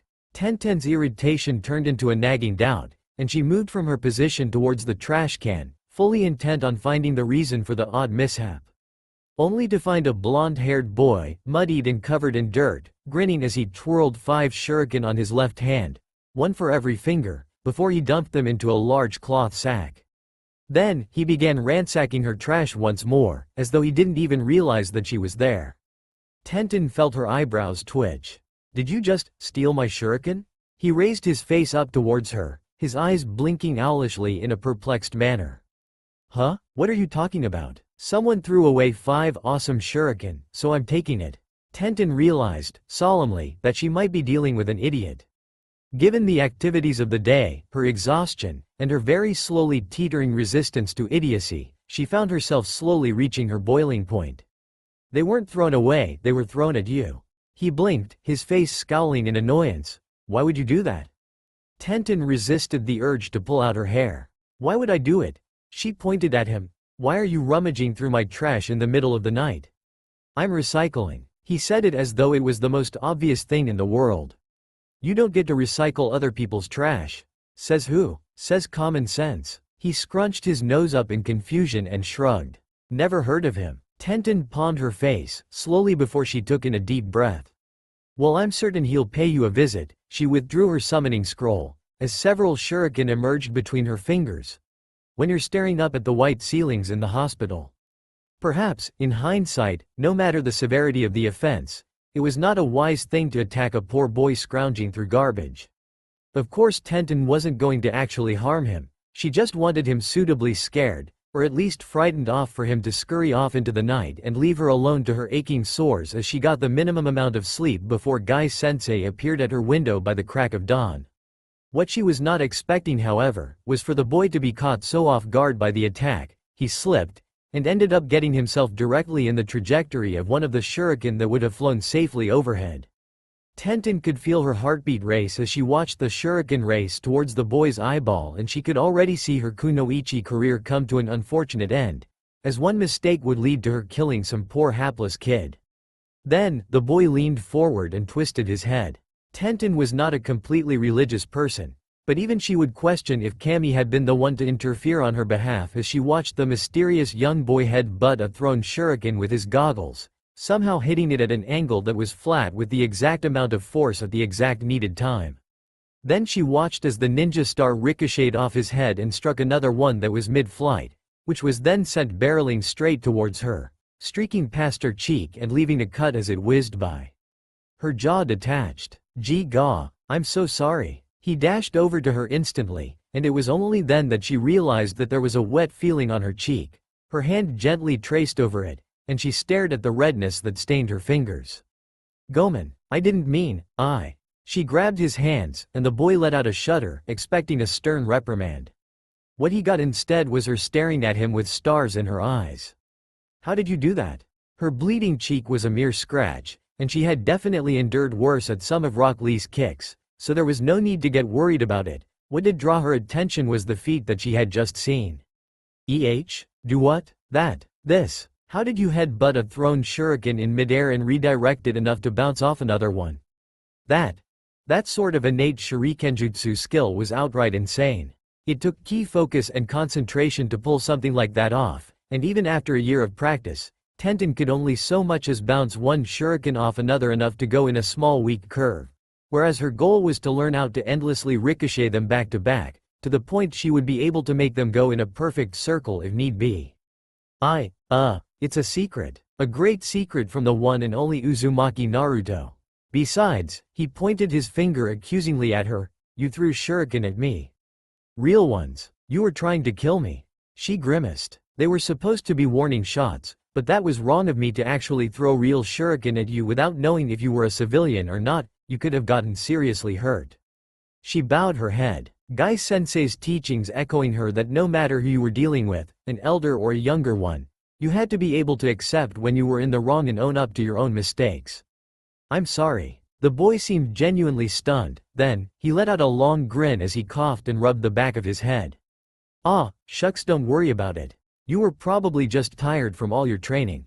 I get cranky too when I haven't really slept. He coughed again. So I guess we kinda got off on the wrong foot? I'm Uzumaki Naruto, future greatest Hokage of Konoha. His hand extended. Tenten almost wanted to laugh at the words, but then regarded the tone in which he said it. It wasn't just some open, empty statement, no, it possessed the same level of conviction that Lee had whenever he said he would beat Neji, or the same level of belief that Neji had when he said that Lee's fate was determined. It was the same factual manner that Guy-sensei said he was the greatest taijutsu specialist in Konoha, and the same manner in which she had said she would become a strong kunoichi. She smirked. Tenten, future greatest weapons mistress of Konoha. They shook, and he once more flashed another grin. You know, you're the first real genin I've met and you're pretty cool. If all genin are like this, I can't wait to get my headband too. She blinked. Once, twice, thrice. You're an academy student? Yeah? What did you think I was? An extraordinarily gifted street rat looking for stuff to pawn in other people's garbage. Oi, it helps that you're wearing that horrible orange jumpsuit. What kind of aspiring ninja wears orange? Oi, don't mock the orange. And what is that posture? Is that a taijutsu stance or is the ground recoiling from your advances? Oi, Tenten sighed. Alright, looks like we're going to have a lot to work on. Work on what now? Tenten cracked her knuckles. You probably don't know how you pulled off that trick with the shuriken, but I know it's not luck. I'm going to figure it out how you did it and repeat it if it's the last thing I do. Naruto blinked. What? It was early, ridiculously so, as the sun was just peeking through the horizon, and the atmosphere was still chilly and filled with morning dew. Despite this, the Sandaime Hokage, Sarutobi Hiruzen, was in his office quite earlier than most. This was because he had a meeting scheduled earlier than normal, but he would not deny that upon hearing that Yamanaka Inoichi had requested a meeting, he was expecting a more serious topic than that of Naruto. Still, he would give Inoichi the benefit of the doubt, considering the extenuating circumstances. It was not entirely the first time a clan head had approached him about the blonde. What do you know about Uzumaki Naruto? Sarutobi Hiruzen would have found this question odd, and then laughed at anyone who actually had the impetus to ask him such a question. Except, when it came from one of his most trusted shinobi, and the appointed leader of his T&I department, then it became another issue entirely. He responded what he knew about the boy, his parents, his background, and of course, the secret that was sealed into him. What do you know about Uzumaki Naruto personally? With that question came some guilt, as he had not invested much time into the boy's life and affairs, but what he did know, was that the boy had a fondness for ramen, a penchant for pranks, was often loud and boisterous and wished to become the Hokage of Konoha. What else? What else? Well, that is, the Sandaime Hokage of Konoha found his lips furrowing into a sad thin line. That was, as a matter of fact, all he did know about the boy. Hokage-sama, what if I told you that those qualities you mentioned are what everybody knows about him, and nothing else? Hiruzen's nose rumpled. What? Yesterday, Hokage-sama, I met with his Chunin Academy instructors, and before that, I met with a select few of his classmates, and likewise still before that, I met the owners of the Tuchi ramen stand. All of them, every last one, when I asked them to tell me what they knew about Uzumaki Naruto, they recounted these exact same three things. Yamanaka Inoichi raised 3 fingers. He loves ramen. 1 finger down. He likes pranking. Another finger down. He wants to become the Hokage.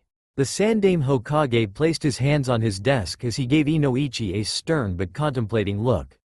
Had this been anyone else other than Yamanaka Inoichi, he would have stopped listening and waved off their concerns on accounts of blatant paranoia and some hidden bias against Naruto.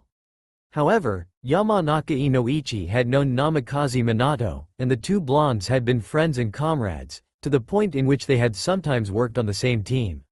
Even more, Inoichi had also known Uzumaki Kushina, and the man was definitely not someone who would ever have any form of bias against her son, somewhat considering the fact that just as Uchiha Makoto had supposedly possessed some childish infatuation with Minato during their academy days, so had Inoichi possessed the same with Kushina. Not that the Hokage listened to or cared about such things, as it was merely the freedom of youth.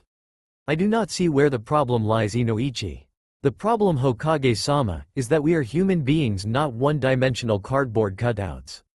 It is impossible for one person to only have 3, and just 3 features about him that makes him memorable, to only have 3 aspects to his personality and character. Inoichi shook his head. To put this into perspective, Hokage-sama, what does Uzumaki Naruto do when he is neither pranking people, nor eating ramen, nor declaring his desire to steal your hat? Where does he go? How does he spend his time outside of classes when neither pranking nor eating? What does he do after a long and exhausting day? The answers to those 3 questions were all equally unknown, and it dawned on the Sandaime just how little he truly knew about the young boy named Naruto, who looked up to him with stars in his eyes as though he was Kami's best gift, yet, Sandaime knew that he had failed Naruto more than he had helped him. He let out a tired sigh. His age was rapidly catching up to him, and he knew and believed that he had tried to do his best for not only the village, but also for the son of his successor. Everyone Minato knew that was capable of taking care of Naruto was not available. Hitaki Kakashi was a mess. Psychologically speaking, after the loss of his teammates, he retreated into Anbu and took only the toughest of missions of the S-rank caliber, and it was clear that he possessed some sort of death wish. He clearly could not leave the upbringing of a child to him. Jiraiya was far too busy maintaining Konoha's spy networks, or at least, so he claimed, as his job did include him traveling from place to place drinking in bars and taverns and peeping on women in hot springs. Of course, even if he was not basically a wanderer, the Sandaime could not in good conscience leave Jiraiya all alone to raise a child. Tsunade would have been perfect, but she was now an alcoholic and gambling addict lost to her own grief, and he would not want her raising an impressionable young child either. Uchiha Makoto had once offered, but the clan politics were against such a thing, as the Uchiha clan had just been accused of the ones masterminding the Kyuubi's attack in the first place. It would be tremendously bad if one of their own had then decided to adopt the boy. The Hyuga were out of the question, and part of his village they might be, but Hiruzen had never appreciated or favored a clan that could and would so callously brand their own family members as slaves in the name of preserving and protecting a bloodline. Such a place was not where he wanted Naruto to grow up, believing that such practices were the norm. The Aburame once again offered, but it was likewise impossible as at the time, the Kyuubi's chakra and presence made their Kakaichu bugs scared and wary, and of course, there was the issue of Naruto eventually growing up to feel like an outsider, as he vastly contrasted the majority of the Aburame. The ideal clans would have either been the Nara, the Yamanaka, the Akamichi or the Inuzuka. However, there was once again the question of allowing a single clan that much power. It was not viewed as a clan attempting to train and foster the son of their hero, rather, as a clan potentially raising and shifting the loyalty of a Jinchuriki away from the village and into their own hands. And so, Naruto had grown up unloved and uncared. Hokage-sama? The aged man was drawn from his musing, and he shook his head, letting out a long sigh. I believe we should let sleeping dogs lie no ichi. What? If you are worried about Naruto-kun's loyalty, I can personally assure you that Naruto is loyal to Konoha without measure. I can see it in his eyes, in his movements. He would be the last person in the world to betray Konoha. But Hokage-sama, this is my final decision, Inoichi. For Kami's sakes, let the boy be. Once he graduates from the academy, then you can conduct whatever tests you wish during his psych evaluations. Yamanaka Inoichi let out a deep sigh, and Hiruzen watched as the man gave a salute. Hi, Hokage-sama, now is there anything else you wanted to speak to me about? Nothing of any real value, Hokage-sama. Except to perhaps look into the academy instructors to find if indeed there are Chunin intentionally sabotaging student scripts. Hiruzen slowly rubbed his beard. He knew that there was always that possibility, for Chunin instructors to be visibly biased against Naruto, but he had hoped that it would be of a minuscule level of simply asking him more questions in class rather than giving him unfair grades. He could not go out and start rooting every Chunin that was biased against a single student, otherwise that would make it appear as though he was the one being biased against them. Alright, I'll have an Anbu team look into it. Anything else? No, Hokage-sama. Dismissed. The leader of the only naturally blonde-haired clan in the entirety of Konoha nodded, and utilized the Shunshin technique to leave Hiruzen's office, making the aged Hokage sigh once more as he leaned into his desk. It had only been a month since he had seen Naruto last and given him that scroll, and he had not seen or heard from the boy at all on any other occasion. He knew he was busy, and he knew that he also had to think of the lives of the other villagers and of his shinobi, but Naruto was simply that breath of fresh air that was perhaps often needed. Of course, there was also the small, disconcerting part of him that realized that what Inoichi said was somewhat true, as he knew very little about what Naruto did or where he went to in his free time. He was about to call the Anbu, but he stopped halfway before he did so, and let a small contemplative smile come on his lips instead. Rather than summon Naruto into his office, it was best to make it into a surprise. He swung on his coat and hat, placed his pipe into his mouth, and then prepared himself to move forward and once more allow the professor to grace the streets of Konoha. Perhaps had he not been so preoccupied, he would have noticed the tiny curved insect that had been perched at his window all the while. He would have seen as the bug's eyes zoomed in and out on his form, before eventually taking off into the sky, flying low through the air and free from the threat of birds before eventually landing on the hand of a certain individual. What does it say? Yamanaka Inoichi believes the Kyuubi Jinchuriki could constitute a flight risk due to how little is truly known about him. Danzo-sama must hear about this. The two figures gave each other a nod, before vanishing once more, unseen and unheard, as phantoms in dawn. Within interest, Tenten had always wanted a cute little kohai. There was the appeal to picking up a junior that she could buy sweets, pet, pamper and have him, or help her sharpen her weapons with a big loving smile. Perhaps it came with the fact that she had been the Nei-chan of the orphanage she had grown up in, not in the motherly, caregiver sense, but in the tomboyish, you mess with me, you enjoy the taste of sand, manner. Her somewhat crass manner and a slight tendency for violence had probably what had inspired her obsession with blades and weapons of all sorts, and it of course helped that she thought playing with dolls was the most ridiculous thing in the freaking world. She still remembered the first doll she had been given, considering the fact that she had given it an extensive surgical process by retrofitting the hands with sewing needles and the legs with scissors. Of course, the other girls had not appreciated the beauty of Princess Scissorhands, abbreviated to Seeheim, the scissor-handed, needle-legged princess doll. Then, she had not understood why the orphanage's matron had been so appalled. Seeheim was far more useful that way to help in cutting and sewing together what little clothes they had possessed as of then. Regardless, the weapons enthusiast wanted someone who was also equally passionate and shared a love of the sharp and pointy. Of course, this was somewhat of an idealistic wish that she would sigh and ponder, than something that she ever saw coming into fruition. Right up until the moment that she had found Uzumaki Naruto and taken him under her wing. Except, well, Uzumaki Naruto was not the cute little kohai she wanted, but quite possibly the one she needed. Come back here you. Assuming she did not kill him first. I'm sorry. Hello sorry, I'm Ten. Get ready to eat pointy metal.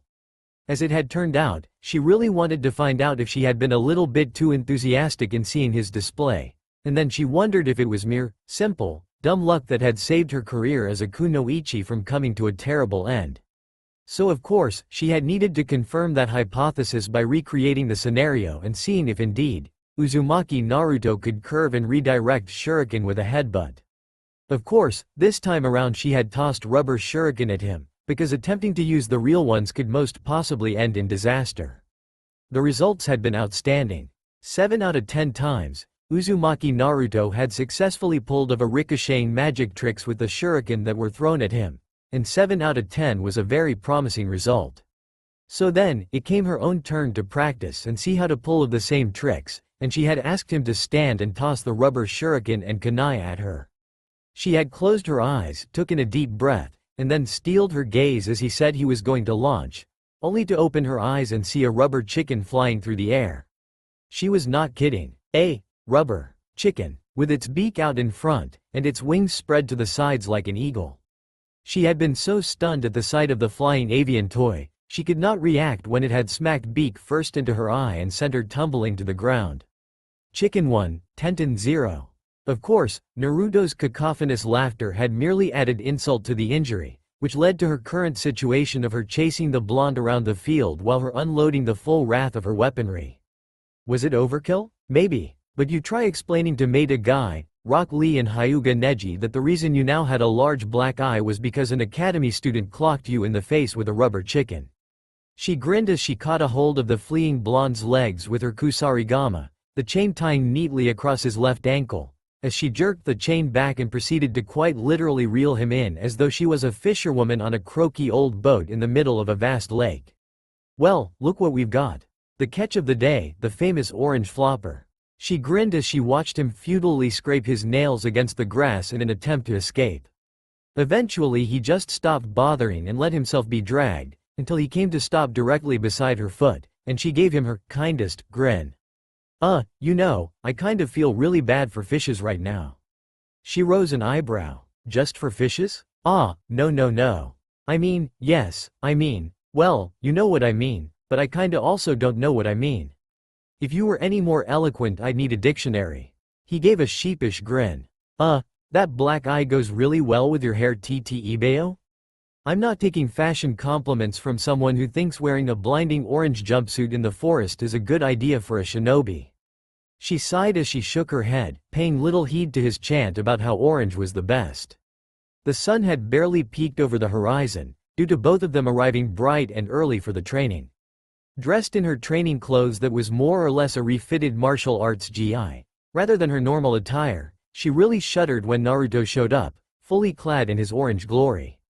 That jumpsuit had got to go. Staring at it was making her already aching eye ache even more. Speaking of which, how in the world did a rubber chicken have enough force to give her a black eye?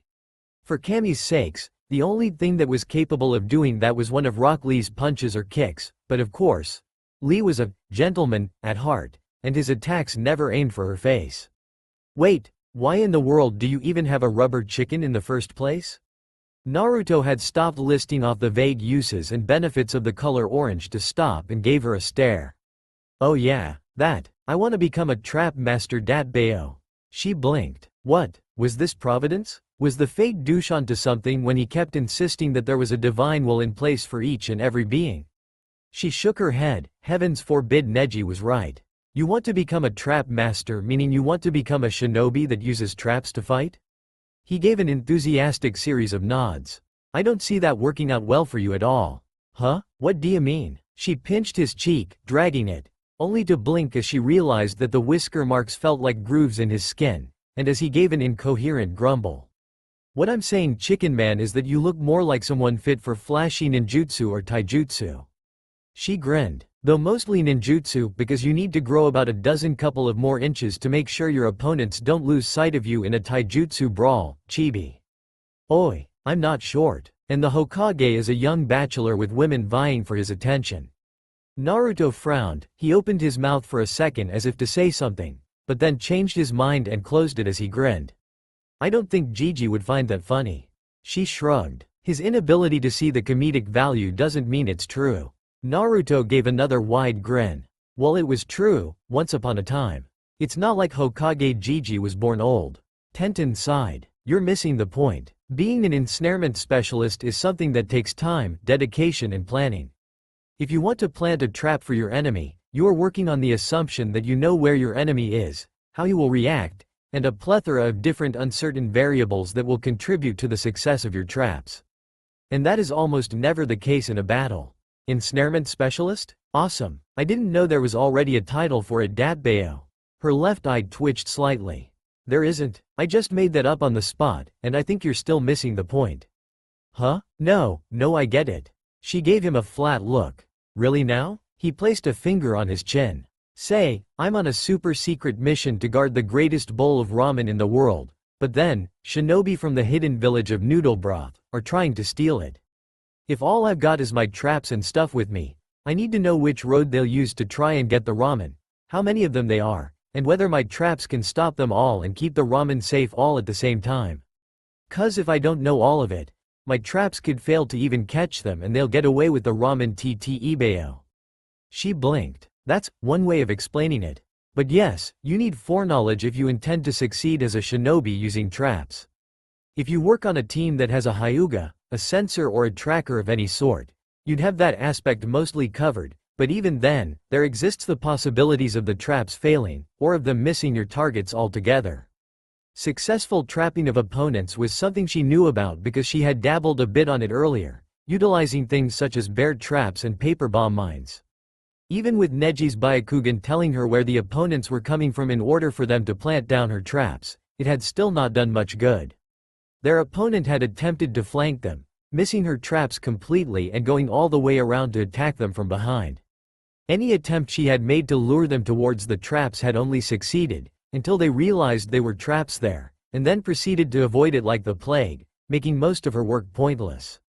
Sensors and ninjutsu experts were also the bane of all trap setting, because your opponents either sense the traps miles away or simply barrel through it with ninjutsu.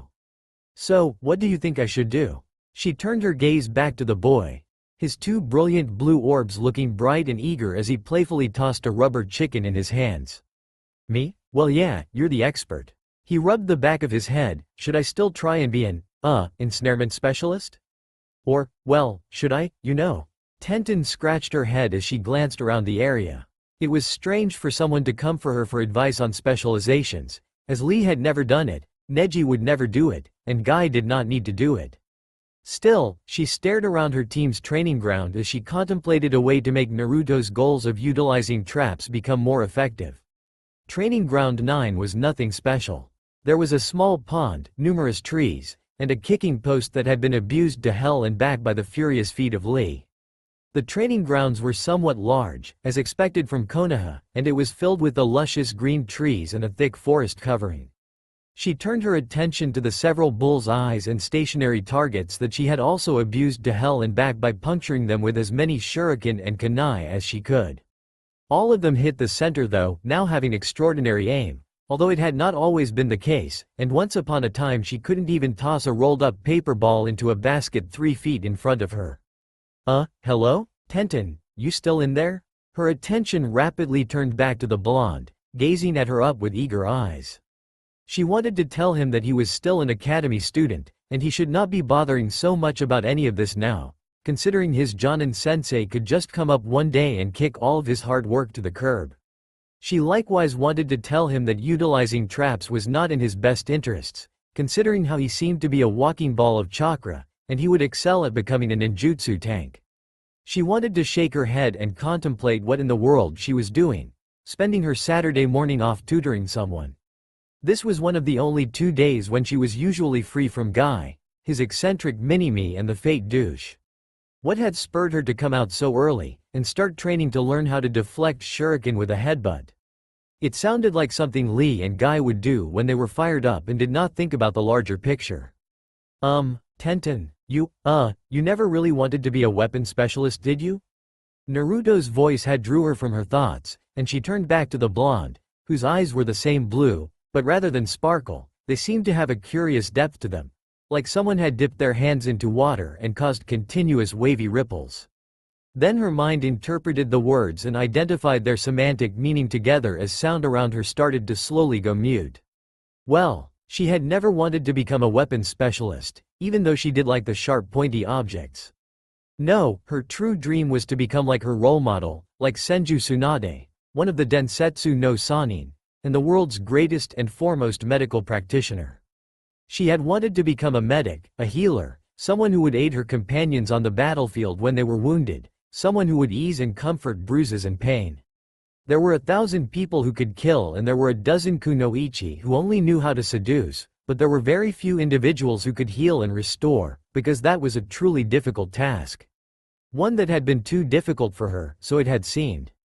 Dreams were fragile, and reality came crashing upon the realization that she did not have the chakra control to become a medic. There was no hopes of her ever saving life in a profession that demanded all she did was to take it. So in the end, her dream tarnished, realization that her lifelong idol was a person she could never work to become, she had thrown herself into weapons instead.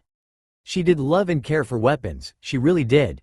But there was always the nagging reminder at the back of her mind that the only reason she was a weapons specialist in the first place was because she had failed her original dream. Her goal of becoming a weapons master was just a cheap substitute. Still, no one should have known this, or at least, remembered it. Not her sensei, not her teammates, and not even her adoptive father. She gave him a steady gaze. Why do you ask? What do you mean? No one has asked me that before. Ever. She would remember easily if there had been anyone that had brought it up, but there was none. Questions she had gotten instead was about how she got so good at weapons and why she seemed to love them so much, but not one person had looked upon her and asked, "You didn't really want to do this, did you?" It was like looking at a pro fisherman, smiling with a giant shark in his hands, and then telling him that he never wished to be a fisherman and then somehow being correct.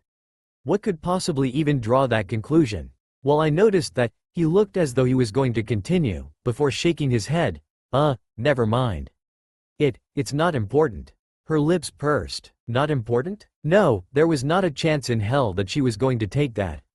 Oh no you don't. If you've got something to say, you'd better say it. He seemed doubly reluctant and it made her more annoyed. What was he hiding? Was he secretly some kind of stalker that had been following or was obsessed with her? It seemed unlikely for that to even be the case because she was certain she was a good enough kunoichi to have noticed someone wearing bright orange with bright blonde hair stalking her. So what, you just looked at me and it came to you just like that? That's not possible. What tipped it off? Well, he rubbed his chin, his eyes still giving that strange depth. It's kinda in the way you throw. She rose an eyebrow. In the way I throw? What kind of vague, ridiculous statement was that? How did the way she threw her kunai and weapons indicate anything of the sort? That was like saying that you could tell a husband was cheating because he always hoarded family funds, or a woman was a murderer because she cut meat at ungodly speeds. She grabbed him softly by the collar and gave him the nicest smile she could muster. Naru-chan, would you kindly mind explaining what that means? Gah, that's the only way I can explain it, Datbayo. A pair of scissors was rapidly in her hands, summoned easily from her scroll in a puff of smoke, and her smile was becoming strained further and further as the seconds ticked by, and Naruto's face still looked reluctant. Try harder, or the orange jumpsuit gets it. Wait, hey now, there's no reason for the jumpsuit. She gave him the look. The one she had first given Neji when he thought he could get away with talking down to her the same way he talked down to Lee. The one she got whenever someone insulted or called her one-dimensional for her choice in relying only on weapons. And the one that had usually sent tall bullies twice her size reeling back before her fists and even began to shatter their noses. There was no mirth in her eyes at this point. I don't mind getting a black eye because of hijinks, but what I do mind is when someone who literally met me yesterday can give me the googly eyes, and then suddenly come to conclusions about things that not even my own teammates and Jonin-sensei realized. So either you start talking or I start snipping. His reluctance seemed to remain strong as his face squirmed in a myriad of expressions, right until the snipping of the scissors took off a large portion of the orange jumpsuit. Alright, you throw like Sasuke Teme. She blinked, the scissors coming to a stop in her hands. The name was infamous at this point, and you would be hard-pressed to find anyone who did not know Uchiha Sasuke, sole survivor of the Uchiha massacre. Explain. Now, he groaned. When you throw, you don't really give off that super awesome vibe of you saying, I can do this even though you really can. You give off that vibe saying, I have to do this. And what's the difference? Uzumaki Naruto gave her a shrug, his shoulders raising and dropping in rapid succession, and his depth-filled blue eyes hit her brown straight on. I can become the Hokage, but I don't have to become the Hokage. Not a word was uttered as she gazed into his eyes, and then eventually detached her grip from his collar, as she snapped the scissors close with a flick of her wrist. I think we're done here. Oi, what's that supposed to mean? What do you mean we're done? She dusted off her training attire as she gave the annoyingly perceptive blonde a final look.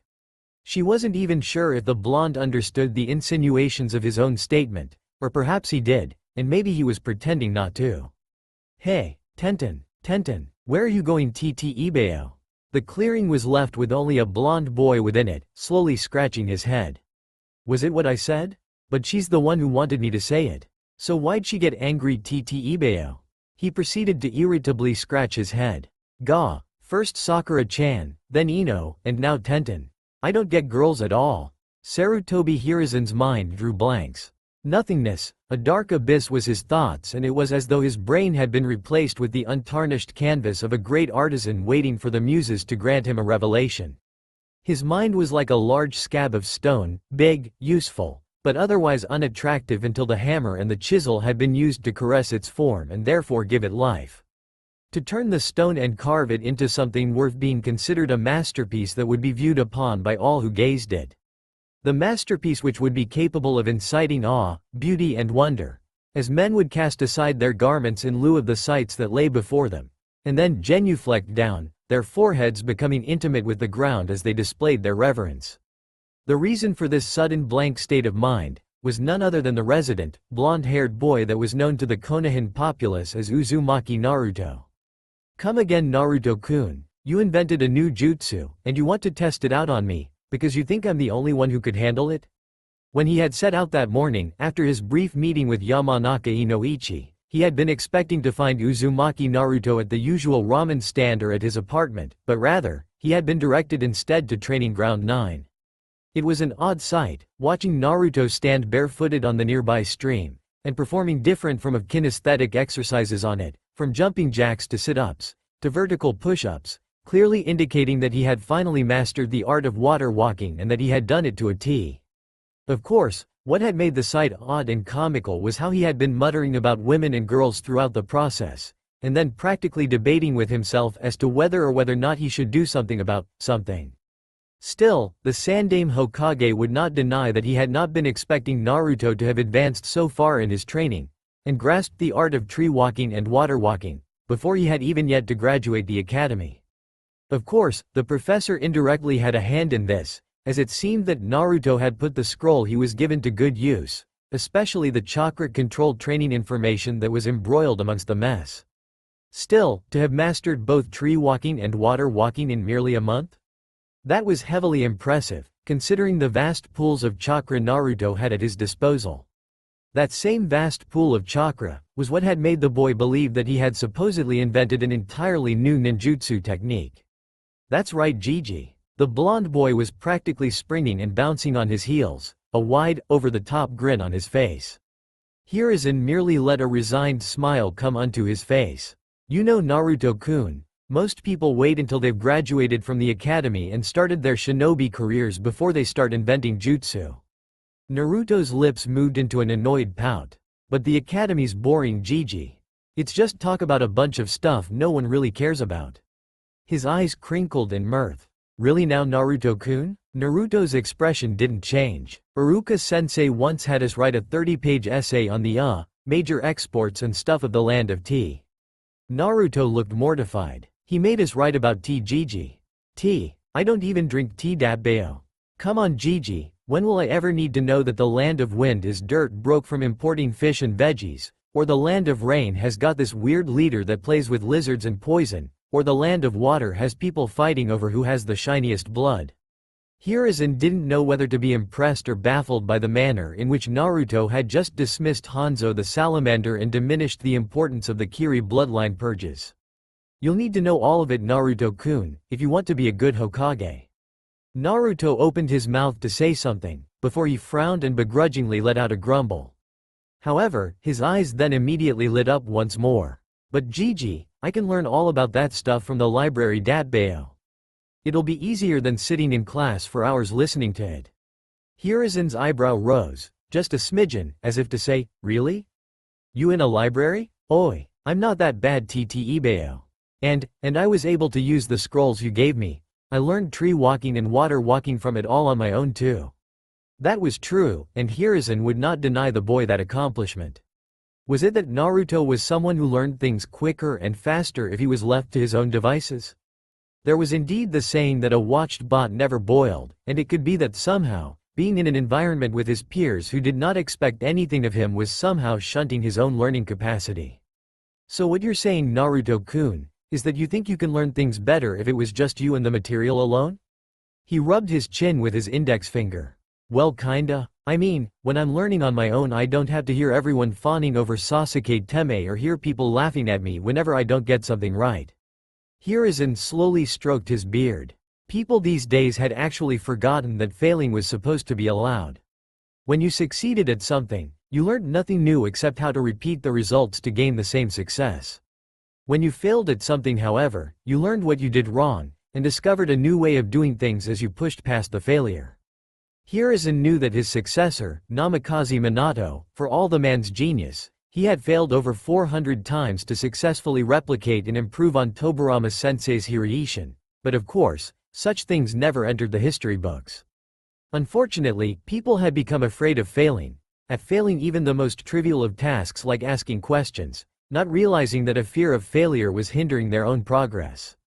He knew that Naruto skipped the academy a lot, quite so much in fact that it was considered a miracle he was even considered a student, but he needed to learn, and learning was a priority. Could he do what he had in mind?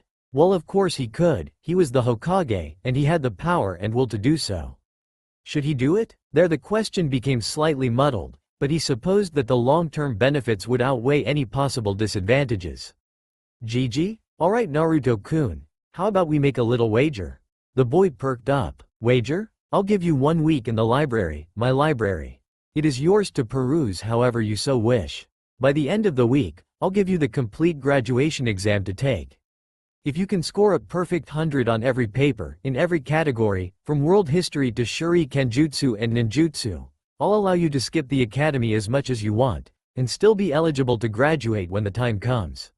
He was already leaping into the air. But, Hiruzen said, cutting off his celebration, on this exam, you have to make it a perfect score.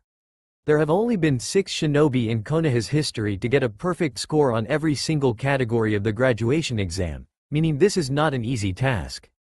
Anything less than a perfect score is not acceptable. If you cannot do this, then you'll never skip a single class in the academy again, or else. He did not need to specify what exactly counted as the, or else. Still, Naruto seemed to be contemplating the offer heavily, and Hiruzen let out a small smile. Regardless of whether Naruto succeeded or failed the wager, it would still be the best outcome, as he would still end up learning the essential aspects of a shinobi. Hiruzen wasn't actually expecting Naruto to complete the task, but he would certainly try, and it would still work out in his favor. Of the 6 shinobi who had attained perfect scores, the likes of Hitaki Kakashi, Uchiha Itachi, Orochimaru and Namikaze Minato came to mind, all of them considered the brightest geniuses of their generation.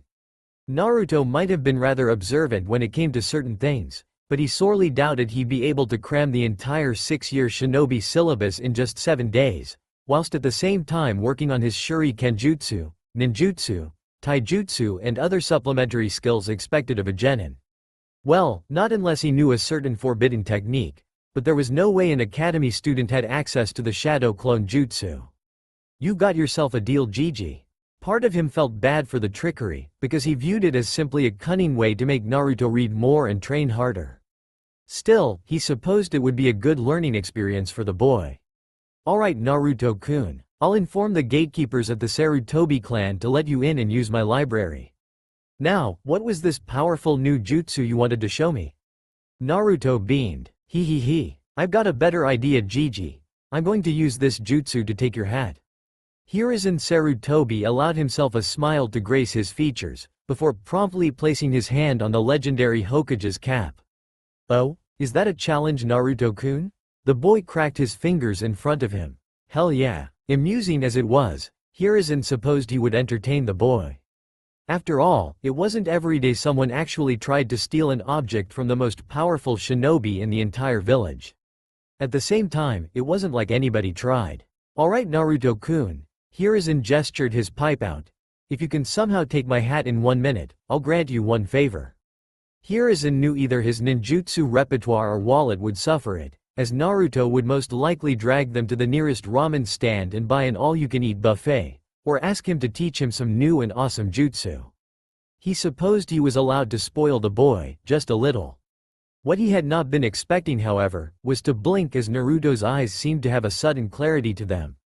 One favor? Anything? Rarely had the Sandaime Hokage ever had to double-think his words, and on second thought, a favor from the man who was essentially the leader of the people could be a rather huge boon. Of course, he was not going to back out of it now. Within reason, of course. Naruto was grinning wildly, wilder than he had seen the boy ever grin before. That hat is mine, Ibeo. Hiruzen blinked. Were academy students allowed to move that fast? Within interest. Thank you for visiting Yamanaka Flowers, please come again.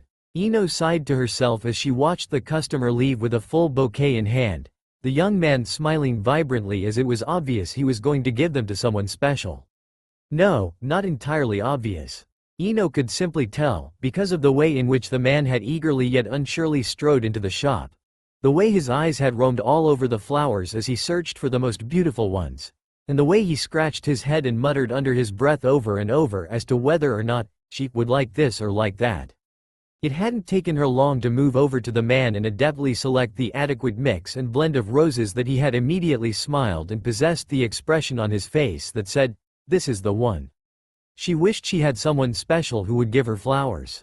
She placed her hand on her chin over the counter, staring blankly at the passing people in the streets, her eyes wishing she would come upon a familiar lock of black hair, before her train of thought stopped, entirely unbidden.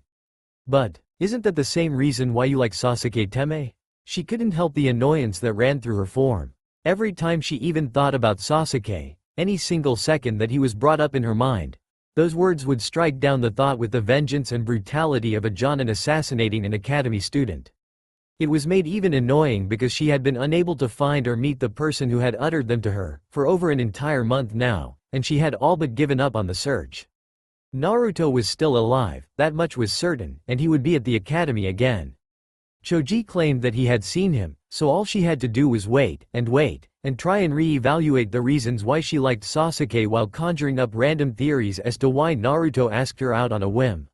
She liked Sasuke because he looked good. That couldn't be all right? Well, it was mostly because he was mysterious and dark and had a deep, dark and troubled past. She slammed her head into the counter and let out a groan. No, that couldn't be it either. That'd be saying that she only liked him because he was broken and she wanted to fix his brokenness. That'd also be saying that if he was a happy, perky and normal person without a tortured past she'd have no interest in him at all. Which just made her a horrible, horrible person. Her mind drew from the question of her crush and infatuation back to the knucklehead that had made her realize just how superficial it had been. She still pondered on what Shikamaru had told her, and tried to make some sense of whether or not Naruto really was observant, or not. Looking back, his grades had always been below mediocre, and he only ever tried once or twice. She could recall in class when Mizuki-sensei would ask Naruto a simple question like, "What is chakra?" And he would respond, "Chakra is the stuff that lets us do cool jutsu," and be berated. People would laugh and call him an idiot. Naruto would simply smile and scoff and then boisterously claim that when he was Hokage, no one would need to answer such questions. Of course, that'd just make people laugh at him even more, tell him to pipe down, and dismiss his declarations without a second thought. Wait, now that she thought about it, he had skipped class the following 3 days after that event. Then there was the time he had lost in a spar to Kiba. His academy-styled taijutsu was filled with so many holes and openings that people had once again laughed and mocked it. Whereas Kiba used his clan's taijutsu to beat him, and then claimed that Naruto couldn't become Hokage if he barely knew how to fight. He didn't show up in class for about 3 weeks after that day. Was it a pattern, or was her father's overly paranoid nature beginning to seep into her own mind? She groaned and let out a tired breath. Her gaze turned to the door. I wish the knucklehead would just barge in and save me the headache. Shaking her head, she turned around to organize the remaining few flowers in the display behind her, only to hear the bell ring. Welcome to, oh, it's just you forehead. Ino was somewhat surprised when she did not hear the resounding shout or denial or comeback that was associated with the banter between herself and her rival, Sakura. The pink-haired, green-eyed girl seemed unusually subdued, making Ino's brow rise. Now that she thought about it, what was Sakura doing here? Their rivalry over their affection of Sasuke had been one of the things that had torn a huge wedge in their friendship, and invariably ended up making them enemies. As far as she knew, Sakura had stopped branching by her house and seeing her outside of class. Hey Ino, are you alright? Ino's eyebrow furrowed. I'm perfectly fine. An uncomfortable silence stretched between them, in which Sakura seemed to be contemplating saying something, but was holding back, and Ino was slowly finding it grating on her nerves. So you just came to the shop for the first time in almost 3 years just to ask me that? What gives Sakura? At this, the girl seemed to regard her warily. Ino, you still like Sasuke-kun, right? The Yamanaka heiress had her lips somewhat thinning as the question was brought up, especially considering the fact that she had been debating the issue herself. Where's this coming from? It was at that gesture that Sakura seemed to explode. You've not been yourself, Ino. For the past 1 month. You don't even look in Sasuke-kun's direction anymore or pay any attention to him. Whenever the girls are talking about him you just go excuse yourself and leave. Then last week in class, you sat next to him the entire day, but you didn't even look at him once. That sounded like news to her. I sat next to Sasuke? Sakura looked appalled. You didn't even notice? No, she hadn't. Her thoughts had been apparently too preoccupied with other things. But how in the world had she managed to sit near him for an entire class without even turning in his direction? 2 months ago, if she sat next to the affection of her crush, she would be squealing and swooning and rubbing it in Sakura's face for the next 6 weeks at the very least. Now, it just seemed kind of pointless.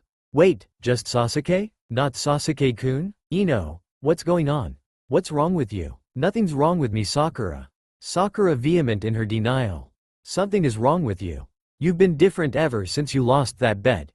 You've been staring off into space, ignoring Sasuke-kun, and you've been stalking the baka of all people. You Ino." She was unable to help the splutter of incoherent words that came out of her mouth at the accusation. "I'm not stalking Naruto." Well, she technically wasn't. Stalking would assume that she was following him around, and that would work solely on the assumption that she could find him. What she had been doing was going to his most known or recently frequented locations, and then waiting for hours upon end to see if he would show up there. Wait, that wasn't stalking, was it? Sakura seemed to heavily disagree, shaking her head back and forth. "You've changed, Ino." There was a small part of her that felt incredibly annoyed in the manner that Sakura had made that utterance. It was that part of her that could not absolutely stand for it, the part of her that was peeved at the manner in which Sakura had implied that her change was for the worse, as though she was the one in error. "And why do you care?" Sakura took a step back. "What do you mean? We're fry." Sakura had stopped that sentence, realizing what she was going to say. No, we're not friends," Ino said, her voice dropping. "We're not friends, remember? We ended our friendship years ago when we both realized we liked the same guy. The same guy who still hasn't noticed us over 3 years later, so we're not friends." A thick cosseting silence blanketed over them, and green orbs met violet, two eyes which had gone through the years, gazing at each other with companionship and closeness, drifted apart with jealousy, anger, rivalry, all over what?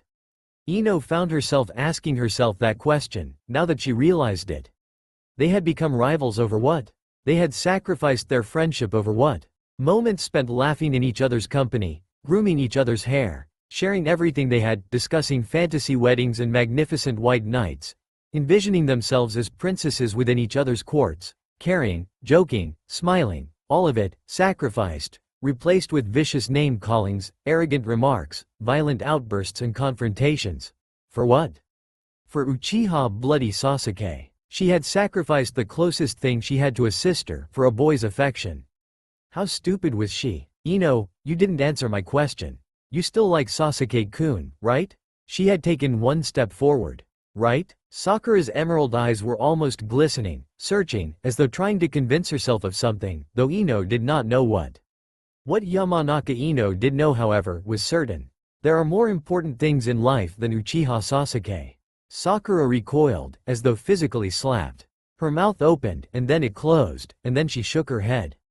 "Sakura." The girl had not said a word as she departed from the store, and the door closed with a soft resounding click.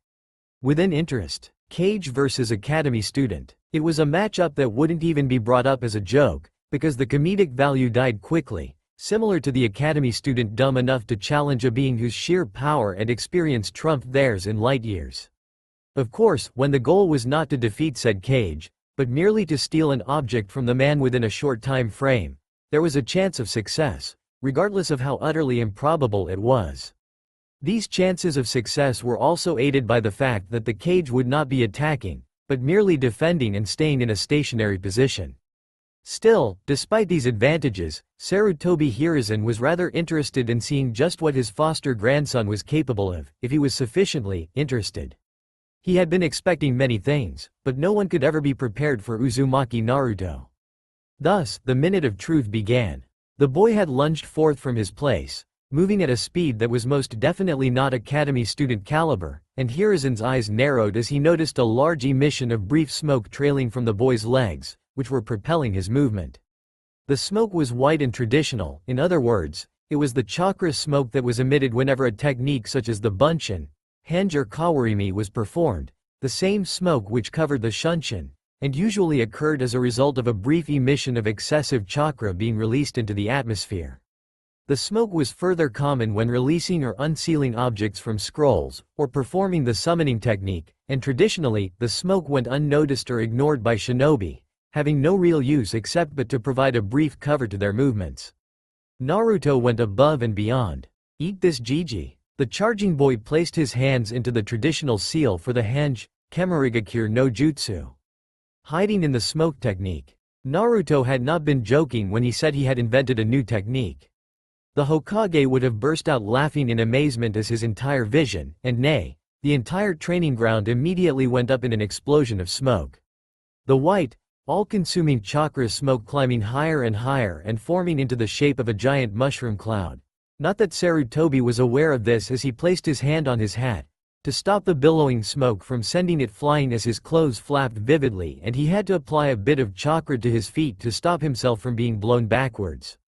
Hiruzen blinked, as he noticed that apparently not even Naruto knew the full potential of his jutsu, as the boy was flailing backwards and having difficulty stand amidst the raging pillars of smoke, despite him being the one creating the technique in the first place.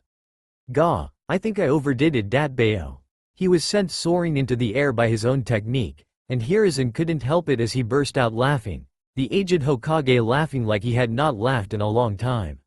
Issues of control and direction aside, Naruto's feat was still highly impressive, especially considering the fact that not even Namikaze Minato or Orochimaru had ever gone as far as using the vaguest, most obscure aspects of shinobi arts, and then turning it into an undeniably useful technique, and doing so while they were academy students.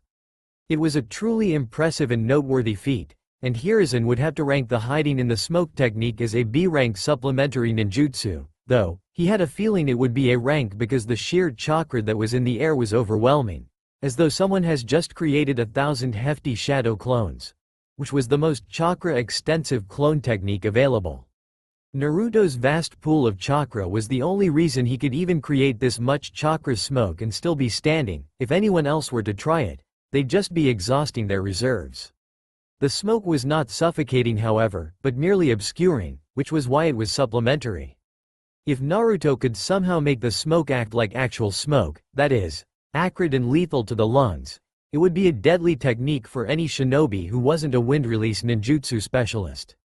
After all, people who died in burning houses were more than often killed by the deprivation of oxygen caused by the smoke than by the flames themselves. Still, Hiruzen also noticed that the smoke was evaporating fast, transforming into chakra in the atmosphere, which meant that it could not be used in prolonged encounter, but more or less used as a large diversion or smokescreen. Unless, of course, the enigmatic blonde could somehow make it last longer. His musings about the technique were cut short when Naruto had rapidly broken through the smoke cloud, his form possessing a wild, vivid grin as his right hand was outstretched for Hiruzen's hat, reminding the Sandame that he had given the boy a minute to see if he could get it. He had only 20 seconds left.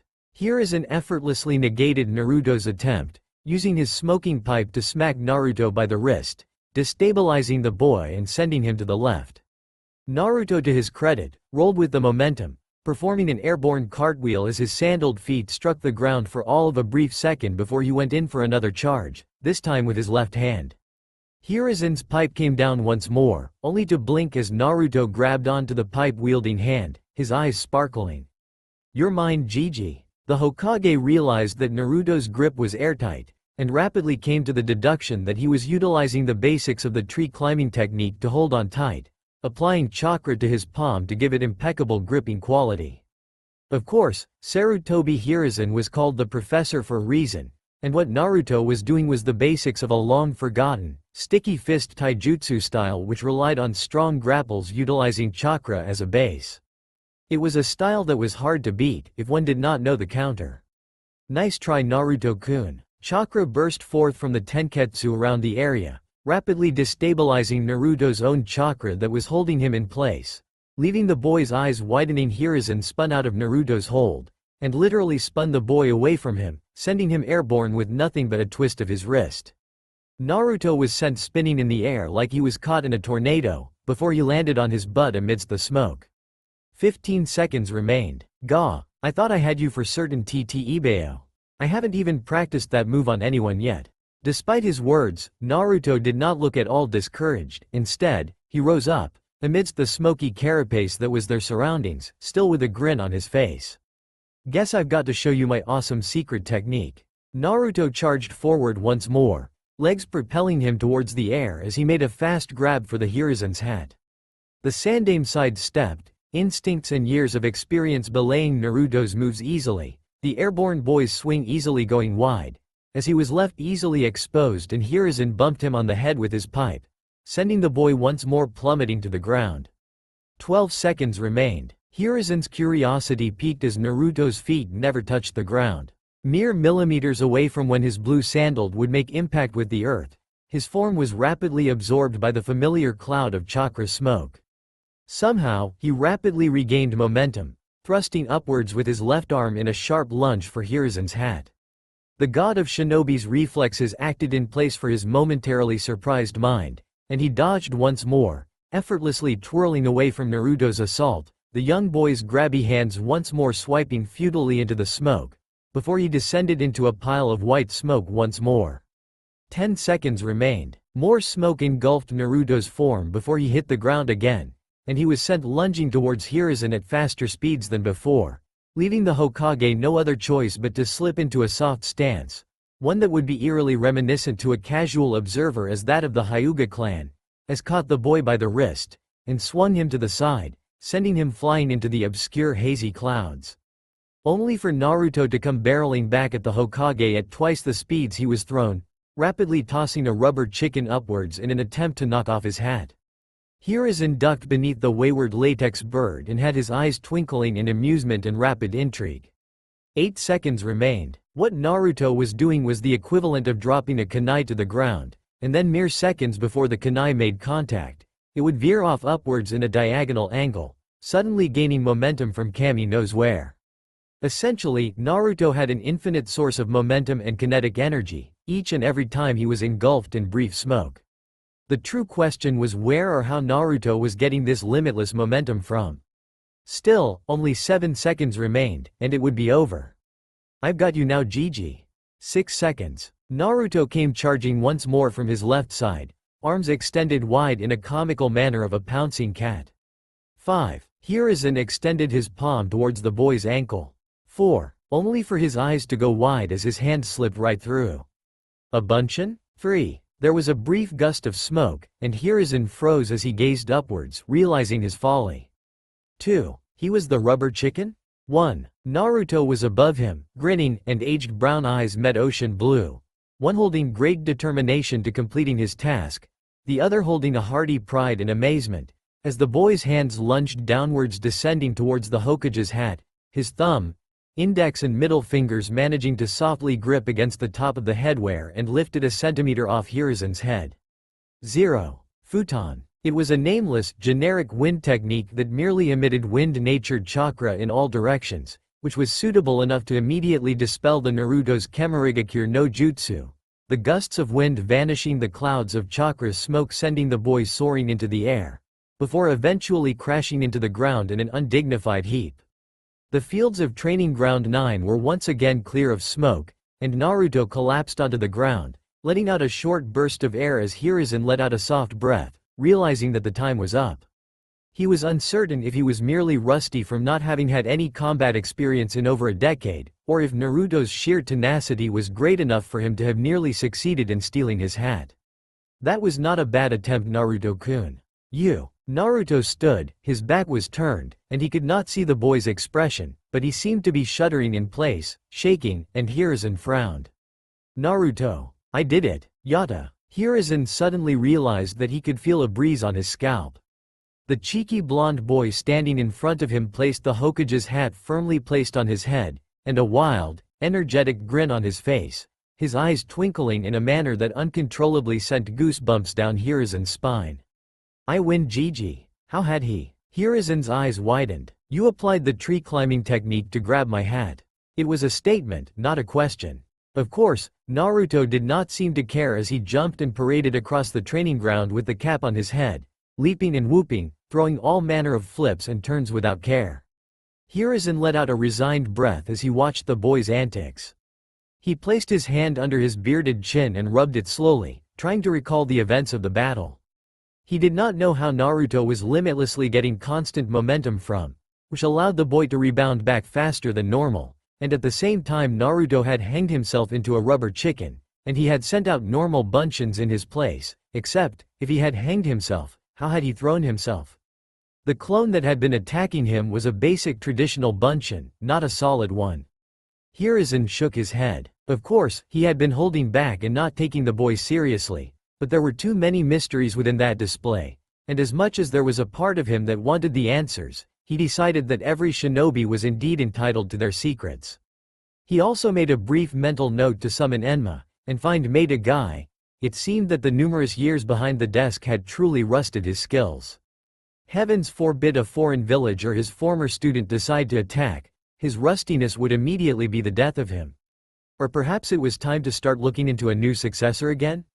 Regardless, until he found a successor, he was still the Hokage, the strongest shinobi in the village, which meant that it was time to shake his old bones and start ensuring he lived up to that title. His attention was brought back to the boy in front of him, still celebrating with his hat, and Hiruzen somewhat realized that Naruto just might be able to get a perfect score on the academy graduation exam if he put his mind to it. Rather than have him wait around after that exam, why not make the boy a genin immediately? Skill-wise, Naruto met and surpassed most of the requirements. Or at least, Hiruzen was quite certainly sure that no other person in history could claim to have accomplished the feat of stealing their Kage's hat from his head, as an academy student Kage holding back or no. Then there was the feat of actually inventing that Kemarigakure technique all on his own. There was no doubt in Hiruzen's mind, Naruto was definitely genin material.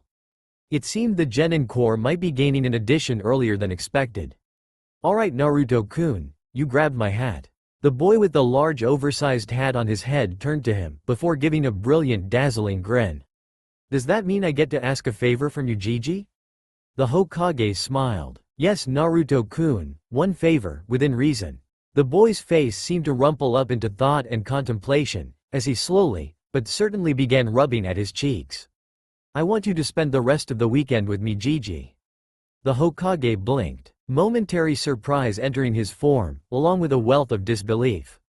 What? He breathed out, not trusting his own voice. Naruto grinned. That's my favor, Gigi. The only thing I really want from you is you. When I have that, why would I need anything else? Ibeo. Hiruzen's throat felt fairly dry. I see. It was often easy to forget how Naruto had grown up with no parents, and no family, and no one to so much as sit down and talk with. How so easy it was to forget. Gigi, is something wrong? Your eyes are getting all misty. It's just the smoke from your technique, Naruto-kun, nothing to worry about. Hiruzen rumpled the boy's hair. We'll get back to discussing how you came up with that technique in the first place, but now that I'm all yours for the weekend, what would you like to do first? Naruto's grin grew wide. How do you like your popcorn, Gigi, buttered or salted? That's all for now. If you want to see next part, then please like this video and subscribe my channel. Thank you.